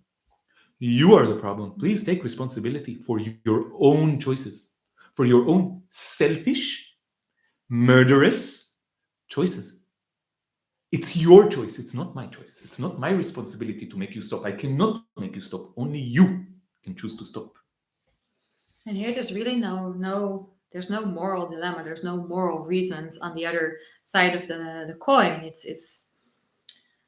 It's really just excuses or selfish reasons, and of course norms. It's mainly the norm. It's it's because we can, and it's because most people do it, and nobody will put you in jail for it, and most people won't even judge you for it at all. So you face no consequences, and you just go along with the norm. Like Zionists don't face yes. consequences for killing Palestinians. They are praised for within Israel. Yes, within exactly. Israel. Yes, exactly. Yes, and there's no dilemma here, and this is something that we can each just choose for ourselves, and we cannot be responsible, and we cannot just physically cannot. Yeah, we cannot force others, control what others choose to do. But I mean, obviously, we have to look at ourselves first and see what we are doing here. Okay, Let's see. I'm getting quite exhausted, but we have a lot of points to get to. Let's continue a little bit. Yeah, we did talk about this already. So some ways in which maybe Here's another point. Okay. So Ronnie, this is not about you, Ronnie. You're just an example. I'm using you as an example to make some point. Okay, to make some general point. What happened when I was in the conversation with Ronnie about this Congress and about the Congress actively participating in the worst Holocaust in the history of everything, was that I challenged Ronnie in many ways, okay? I told him this conference is not an anti-Nazi conference, it's a Nazi conference. This conference is not against oppression. It's not for liberation, but it's for oppression and against liberation. This is what it is. It's just a fact. It's not me who is saying this. It's just a fact. So I challenged him. And the result was that Ronnie started speaking like a Zionist. He wanted to answer my points, and the way that he answered my points was with the way that all people who find themselves supporting oppression answer the points of people who are against oppression. And it always sounds the same. It always comes from the same place. The rhetorical manipulation always looks the same. It's always the same kind of devices being used because it always comes from a place of justifying oppression. Okay? And justifying oppression always looks the same. So the situation was that Ronnie started using tactics that Zionists always use. Ronnie, who you all know, is someone who is very alert and very critical of when Zionists use rhetorical manipulation to justify the oppression of Palestinians. He knows all of this. He knows all of this very, very well. And he can call Zionists out when they do this very, very skillfully. Okay? He is very good at noticing the rhetorical tricks that Zionists use to justify the oppression of Palestinians, and he is very good at deconstructing these arguments and presenting how they all are the result of supremacy and just a way to justify oppression. But suddenly, Ronnie started sounding like Zionists because he was justifying oppression. And this is another thing that I want to say about intersectionality. I think that this word intersectionality, it just means being consistent. It just means opposing all oppression without any exceptions and without any asterisks. And my point is that this virus, this mental and emotional and spiritual rot of participating in oppression and justifying oppression is something that cannot be contained only to one subject. It cannot.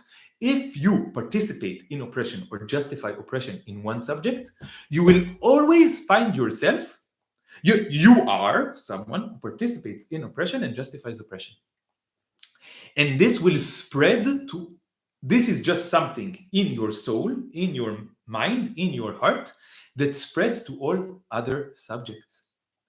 And this is why I think this consistency is so important.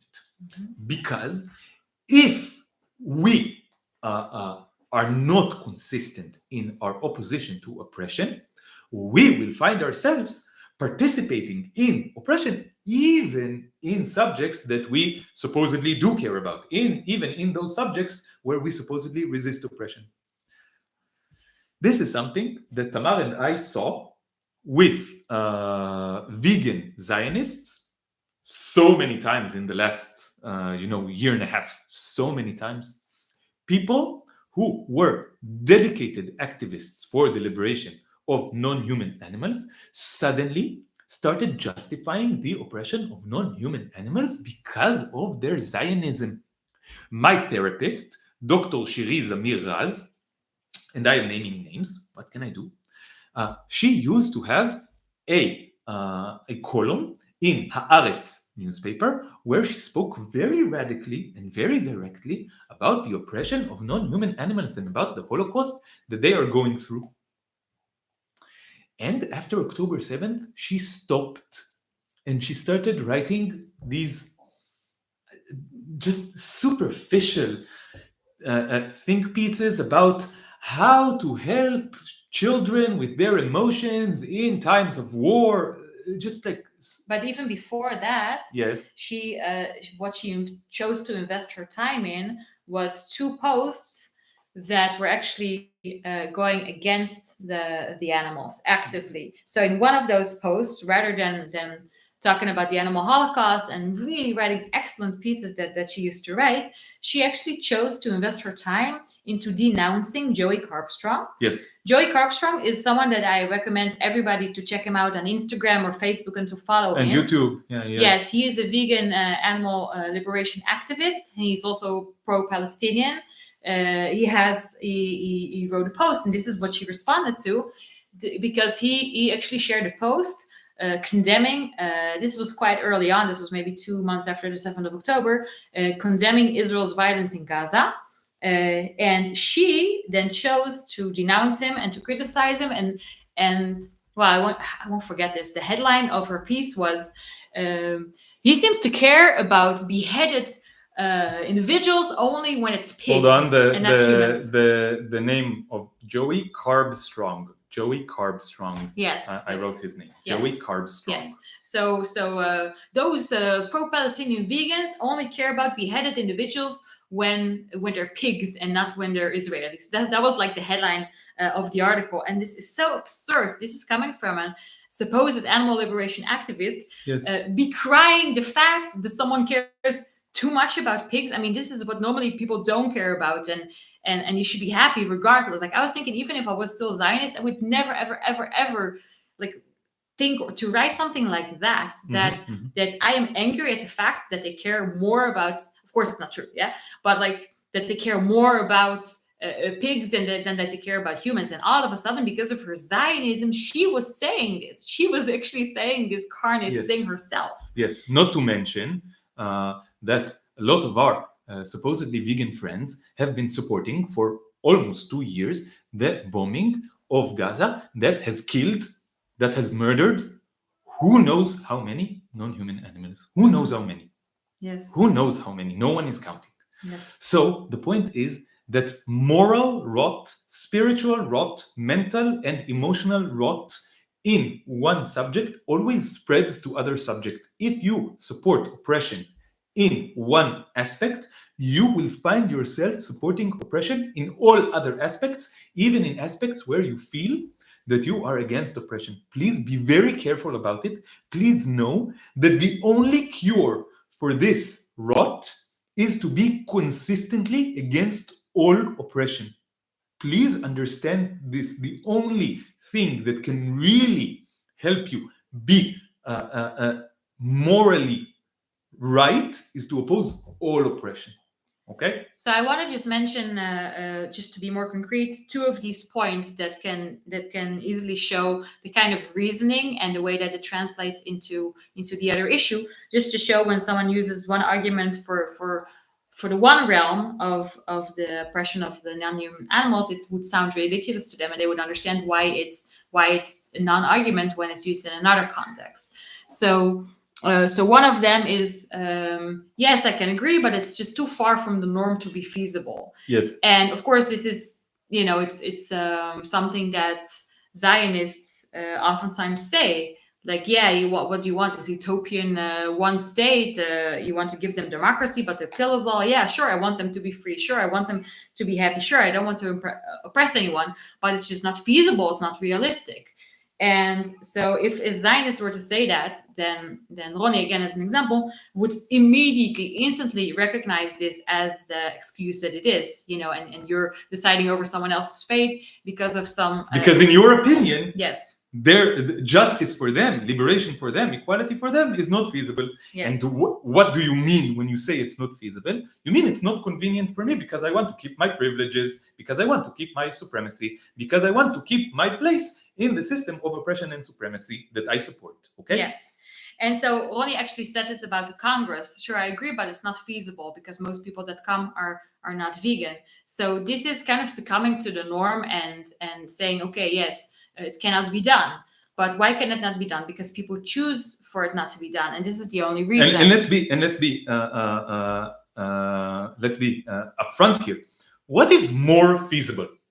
That the Congress in Vienna in 1 week, that the food in this Congress will be 100% vegan, or establishing a democratic state in Palestine?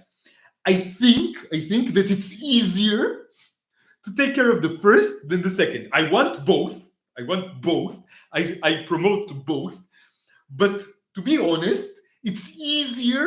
The mission of making the Congress in Vienna, the 3-day Congress in Vienna, the food in it 100% vegan, is an easier task than to establish an equal just state in Palestine for all 15 million inhabitants, human inhabitants, between the river and the sea. Yes, we're not even talking about conditioning participation on the Congress on the people themselves being vegan in their daily lives. This is not even something that we said, because then you'd have to talk to people and it's a whole process. And this is not, it's just only the food that's being served during those 3 days be vegan. But still, in Ronnie's mind, it makes sense to say this is not feasible, so I'm not going to even try. But it doesn't make sense in Ronnie's mind to say one democratic state between the river and the sea is not feasible, so I will not even support it. Okay? Mm-hmm. Yeah. And I want to jump ahead a little bit in the story, because we're not going. I just wanted to say one more thing about another argument that he said. Just one point. We had a long phone conversation with Ronnie about this issue, and to his credit, we said this to him. Okay, we said all of this to him, that he sounds. I think one of the most powerful moments in this conversation was that I told him, Ronnie, how is it possible that you are now sounding like a liberal Zionist? I know that you know how wrong it is to say all these claims that liberal Zionists say. Now you are sounding like a liberal Zionist to me. And then, to his credit, Ronnie stopped, thought about it, and he was like, and this was like a long pause. This was like 1 minute where I know that he was thinking about it. And he said, yeah, you know what? Maybe I do sound like a liberal Zionist in this issue. And you know what?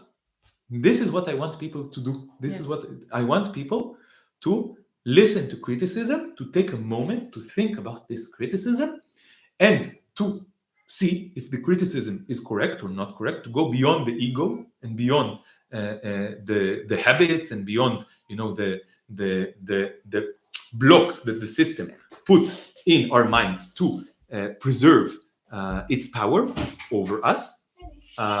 So I want you, I want everyone, I want myself, I want Tamar, I want Benny, to stop and consider, when you are being criticized for your support and participation in systems of oppression, I want you to stop for a moment and think about this criticism, and first of all, just acknowledge if it's true or not true, okay? And then think about how to change your behavior accordingly. That's all I want. That's what I try to do. That's what Tamar tries to do. That's what we want everyone to do. This is why we're doing this, okay? Yes, and I was very happy about that, and I definitely think that it's because he has such a deep understanding in the issue of Zionism that he was able to understand it also in this context, and to be finally open-minded to it and to see the similarities. And this is kind of, Alon mentioned this in a previous live, that this is what happened to me in the opposite direction. In a previous live? In a previous live stream. Live stream, yeah, this is what I mean. In a previous live stream is that Alon was making these points, and look, this is now what you sound like in the context of carnism, and this is what really helped me to see it. So I think, again, when you're an intersectionist, you can also help others make these analogies and make them see the comparisons and the way that it's similar, and I think this is another strength of intersectionality. This is one of the reasons that, and again, to his credit, he also spoke to the organizers, and I think at that point he became a more of a representative of this perspective to the organizers. And in the end, the organizers were the ones who were ultimately responsible and turned him down and said, no, it can't be done. But at that point, Ronnie, we brought him like to our side, and our side is the side of the animals. He became an ally for the animals together with us. And speaking on their behalf, not on our behalf, not on behalf of Alon that's going to have food options, but on behalf of the animals, spoke to the organizers and said this. And in the end, the organizers, they said, no, maybe we can do it vegetarian, but it can't be completely without. But something was done. And the very fact that he brought this up and that he brought this to this consciousness of the organizers versus nobody mentioning it, this is, to me, this is a huge accomplishment. Because this means that it was mentioned and it wasn't just completely ignored. It became an issue. And just imagine if 50 people or even 10 people of the participants would have talked to them and would have said this. So this is the difference between a vegan who is only vegan in their personal life and doesn't speak up versus a vegan who makes this a point. If you're just a vegan in your personal life and you don't make this an issue, this is why normalization is so harmful, because then you continue participating in the fact that other people don't even see that there's this Holocaust going on. And when you're a vegan who does speak up, this is where you really can affect this change. And if 10 people would have separately come to the organizers and said, look, I want to participate, but if it's not vegan, it's obviously absurd, and it's not an anti-Nazi conference, but rather it's a Nazi conference and I will not participate, then the organizers would have had to reckon with this. And this is why, again, when they say you should compromise, and this is where I want to say, no, it's not us, the radicals, who are the problem. It's all the liberals that are the problem, that are participating and cooperating with the system. And it's because you are not with us, does it make it's not that it's an impotent position. What makes it impotent is when there's so few of us that are actually principled. So come and join us. I mean, we know what kind of changes are happening in the world when we're all liberal, because this is basically the situation. Yes. But imagine what kind of world we would have if all those liberals were radicals. What changes would happen overnight? Yes. And this is really the main point. And so this one point that I wanted to say that kind of relates to this is this kind of pragmatic point of, no, you have to compromise. So there's two things to say about which is related to what we were talking about in the previous live stream that we did. Yes, so Zionist or a liberal or left-leaning, even people that call themselves anti-Zionists, but especially very, very left-leaning Zionists, for example, we'd be like, yes, we're against the oppression of the Palestinians, but we got to compromise and look at the state of reality. You can't have a democratic state. You can't have free Palestine. Best we can do is two-state solution. Or best we can do is end the occupation in the West Bank. Best we can do, they even retreat more and more. Best we can do is just to stop the war. Just stop the war in Gaza. Like, that's all we want. Please, just stop. Forget about all the rest. Best we can do is stop the starvation. Yes, exactly. Like the more extreme the situation comes, the more they retreat, because from a position of weakness, no, we can't have one democratic state. Let's just make sure that people have something to eat tomorrow, because this is what's most urgent. And then from a place of kind of like what they think is pragmatic, they actually make their own positions weaker. And they say, no, we should compromise. So again, Ronnie is very, very astute, and I think many people are very able to recognize how this position of compromise is not a successful one. For the first reason is, like, who are we to compromise on the lives of others, on the freedom of others? We cannot say, okay, let's compromise on the freedom of other people. And let's not oppress them in this way. Let's oppress them in another way. Let's not murder them to this degree, but only murder them to that degree. Yes, like I have the right to compromise another individual's freedom and life. Yes, and this is something that was said to Alon. We should compromise. Who am I to compromise on account of others? Who am I to say, okay, let's just do vegetarian. That's fine. I'm not the cow. Alon is not the cow. Like, you're talking over the heads of the victims, and the victims are the ones that have a right to their freedom and to their lives. And who are we to say, okay, I'll compromise? It's not us. Yes. So this is also the reason why it's not a pragmatic thing. Yes. I want to rephrase what you said about this pragmatism. I want to rephrase it in the sense, in the language of how systems of oppression work. Okay?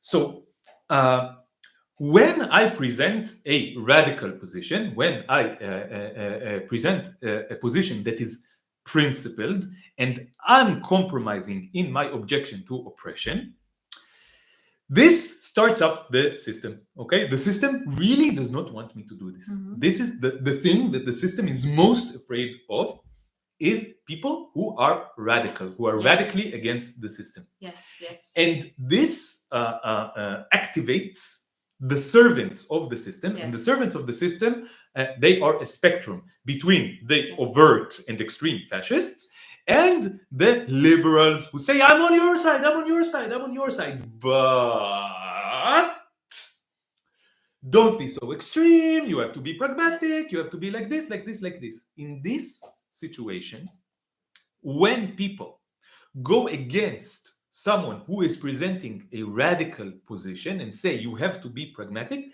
they are servants of the system. Yes. They are serving the system in the sense that they want to silence the most scary thing to the system, the thing that is most effective in the resistance to the system. They want to silence it with all kinds of excuses. Everyone, the silencing works in many different ways. If you encounter an overt fascist, then the overt fascist might just threaten you with physical violence. Okay? And this is one way of silencing. This is a way of silencing that is effective in some sense, but not effective in other senses, because it's like easy to identify. I can just go, yeah, fuck you, right? Yes. It's easy to identify, but other systems, but other methods of silencing are more sophisticated, more transparent, and therefore more sinister. Okay, because it's hard to identify. You think Yes. that this person is on your side. The person is telling you, Mhm. I'm on your side. Yes. This is the first thing that they tell you, I'm on your side. And then because I'm on your side, we have to be pragmatic Yes. together. So you have to stop being radical and you have to come to my position. And this is very sinister because it's really hard to identify it as a tool that the system uses through the servant of the system. It's hard to identify this person as a servant of the system, and it's hard to identify that this person is now trying to silence you in a very roundabout way. So let's say this Okay. very clearly. The system loves pragmatism because it's a great tool to neutralize opposition and resistance. So they all make some small concessions to placate the resistance, to placate the people that are speaking up against something. So in this way, vegan options serve this goal as well. Oh, let's placate those vegans, let's give them something to eat so they'll shut up, so that they won't try to change the system as a whole. Yes. It's akin to social reforms or welfare policies to prevent a revolution against capitalism and Yes. against financial inequality. And at the time to prevent a communist revolution, and we Yes. can talk about communism and its problems in its certain forms as well. But the point is, okay, let's placate them, let's give them something, and under the guise of pragmatism, let's shut them up to neutralize the real danger, which is systemic change, which is revolution. Yes, and like Tamar said, and I want to say this explicitly in this context, they present this kind of argument presents the people who are radically against the system Yes. as the problem. Yes. Because you are not pragmatic, we cannot make change, which is ridiculous at its face, because the people who are radical are usually like 0.1% of the population on a good day. Okay, we're 0.1%. We do not have We're the not power. the ones preventing change. Yes, we do not have the power that you ascribe. I wish I had such power. I wish. Yes. The people who have the power are the fascists and also the liberals. So so if all the radicals became liberals, nothing would change. Right. Because the situation We would have be enough liberals. almost Yes. indistinguishable from the situation now. Yes. But if all liberals became radicals, then the situation would change completely. Yes. And this proves that the radical approach is the correct approach. Yes. Okay? So please do not, if you find yourself either telling someone who's more radical than you have to be pragmatic to achieve change, or if you find someone telling you have to be pragmatic to achieve change, don't fall for it. Mhm. Don't fall for it. Don't participate in this. This is the system speaking through someone in order to maintain its power in order to maintain itself, okay? In order to preserve the oppression and the inequality and the injustice, in order to prevent true liberation. Don't fall for this, please. All right, there's much more to say, but it's gone on quite long. And we have like 10 more points. Yes, but the cats are hungry and want some attention. And yes, but Benny has been behaving very well. Yeah, he just wanted to come in and be with us. Do you want Benny to participate in more live streams as well? If so, please tell him. Write in the comments that you want Benny to participate in more live streams, and we will tell him to come and present his points as well. Yes. I'm sure Benny has a lot of thoughts about how to resist oppression and how to liberate all living beings on planet Earth.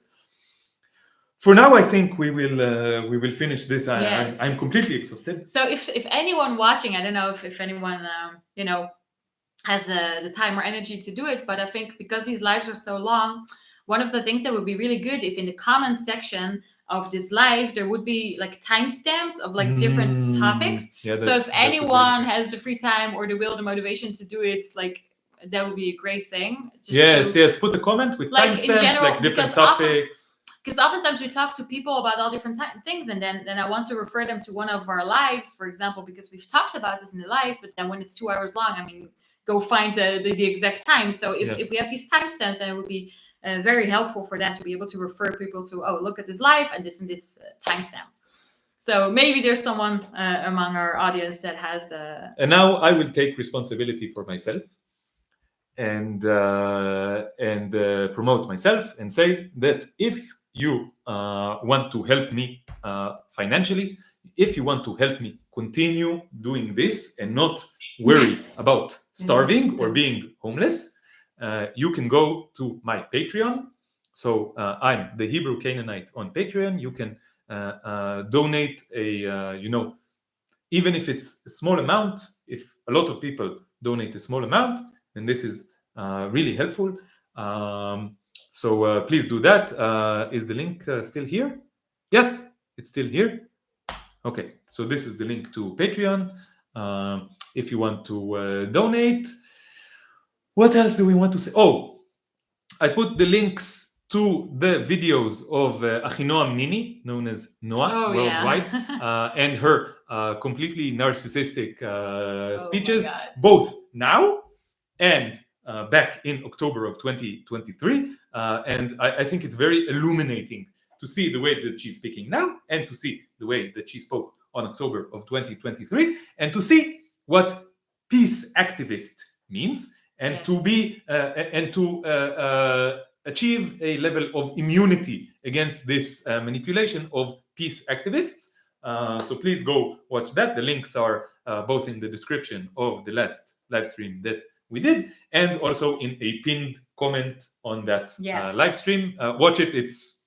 It makes you, at the very least, it's funny. It is funny, but it's also very annoying. Yeah. And it really makes you understand, I think, when you watch it, just how harmful a peace activist can be. Yes. You know, I think I just imagine her going around the world and thinking, wow, Noah's right. All those extremists, anti-Zionists, no, Noah's right. And I think she plays quite a big role. Yeah, crucial role. A crucial role in the continuation of the oppressive regime here. Yes. And I really think this. And then to think that and people like her. And people like her, she has an example, but she's actually quite well known because she's an artist who worldwide and quite popular, and she is very much kind of like a good example of this type of stance of peace activists. Yes. And so a lot of people take the stance of, okay, so she's not completely accurate, but it's still good. No, it's not good. It's actively harmful. She's not an ally. She's the enemy. Yes. And this is the point. This is the point. Yes. Only the radicals are the radical means that you are an ally of the oppressed. Yes. If you're not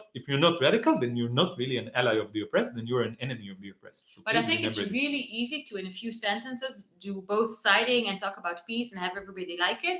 And to explain these radical ideas takes, 2 hours, and of course, much, much, much more, because we've only touched upon points and much more deeply into it. And most people just don't have the bandwidth, don't have the time, don't have the energy, don't have the resources to go that deeply into it. So this point oftentimes it remains hidden and not understood, because it's really impossible to explain this just in a few simple sentences and go to the depths of why we think you should be radical and that's also the pragmatic stance for any kind of change. I want to say one last thing. Okay. About this whole life and about kind of dealing with reactions that we get to it, and about my own personal feelings as well. And it's goes back to this place where oftentimes we're afraid to speak the truth and to really say what we think, because we want support. I want to feel that people support what I have to say, and I want people to like me on just a very personal level. And because support from people around us is imperative and critical to our very existence. If everyone hates us, then we will be alone, and therefore we will not have food and shelter. Yes. Okay. Yes, it's not. We are dependent upon each other. I think we shouldn't belittle loneliness. I think it's one of the worst afflictions that a human can suffer, to be lonely, and for very survivalist reasons as well. This is of course true. So I think, anyone that watched this and went through it and maybe felt like they didn't agree with us on all these different kinds of points when we're talking about the non-human animal Holocaust, I think, I don't know, I really just want to ask everyone just to really try to be open-minded and bring the victim into view, and to understand that whenever we're talking, and whenever, the same way that whenever you're talking and whenever you feel all these different emotions and maybe anger or isolation or frustration, it comes from a place of caring about the victims, and then being faced with indifference and with pushback and with resistance, and it's so disheartening. And ridicule and humiliation. Yes, it's so, and anger. So this is the way that I feel, and I think, speak for both of us, that we feel when this is the kind of reaction we get in the context of the animal Holocaust. And because this audience is mostly probably anti-Zionist, but not necessarily vegan and anti-animal oppression, so this topic obviously is going to get more kind of negative reactions, whatever that means, than when we're talking about something that's nice to know that, everybody agrees and it's great to talk about it. So that makes it more emotionally difficult to talk about it. And it's really, really important for again, to repeat this point, that it's not about saying these are bad people, or making this kind of moral ladder of who is better and who is worse. It's really for the same reasons that we talk about this, that we talk about the genocide in Gaza, because there's oppression going on and there's unbelievable suffering going on, and we want it to stop. And the only way that we know that we can do something to make it stop talk about it. Is to talk about it, and to make people to radicalize people and to make them change, because I think every person has to help them change, not make them change. To help them change, and everybody has this ripple effect of everybody in their lives around them that they're going to affect. So everybody that has, it's the only way, it's the only way that we can do. I mean, we cannot take up weapons and start just killing everybody. We can, but I don't think that we'll be help. sent to jail very, very quickly before we even manage to do any damage. And this is not pragmatic. And it's not pragmatic, and it's also not what I want to do. I don't want any violence. We talked about non-violence a little bit and how it serves the oppressors, but on a personal level, I don't want to be violent. I don't want anyone to be violent. I don't want anyone not to live in freedom. And follow Joey Carbstrong. He's a great activist, and he's I don't know if he's probably he speaks mostly about the animal Holocaust, but he's completely on board with just being against oppression in all different realms.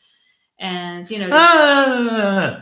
He's a little bit ignorant about Zionism, and this makes him a little bit. Yeah, he does a little bit of both siding. I did criticize him about this. I wrote comments in his posts. Yes, I saw that he got a lot of criticism for him even posting pro-Palestinian posts. But he's mostly he's not an expert on it by any means. He's not. Yes, but he comes from a place of really wanting to be against oppression, and I think he just needs to be educated more about the subject of Israel and Zionism and the oppression of the Palestinians. And I think anyone can take responsibility for themselves, the way that I, with Alon's great help, and I have gratitude towards him for taking responsibility for myself, and rather than start just continuing to repeat cliches that I've been repeating, axiomas and things that I thought I knew for years and years, to actually start looking at the facts and actually Googling and actually looking into it. And this is, by the way, also what made me vegan. Nobody told me to become vegan. It was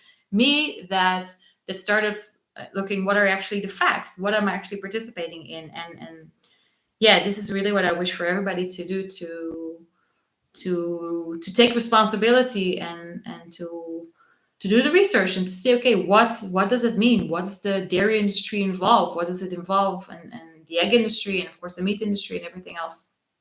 So we will continue spreading this information and talking about this. We will never stop talking about this, no matter how much resistance we encounter. I cannot stop talking cannot. about it. I cannot. We cannot. Like it consumes me. I cannot. Yeah, I Yeah. couldn't even.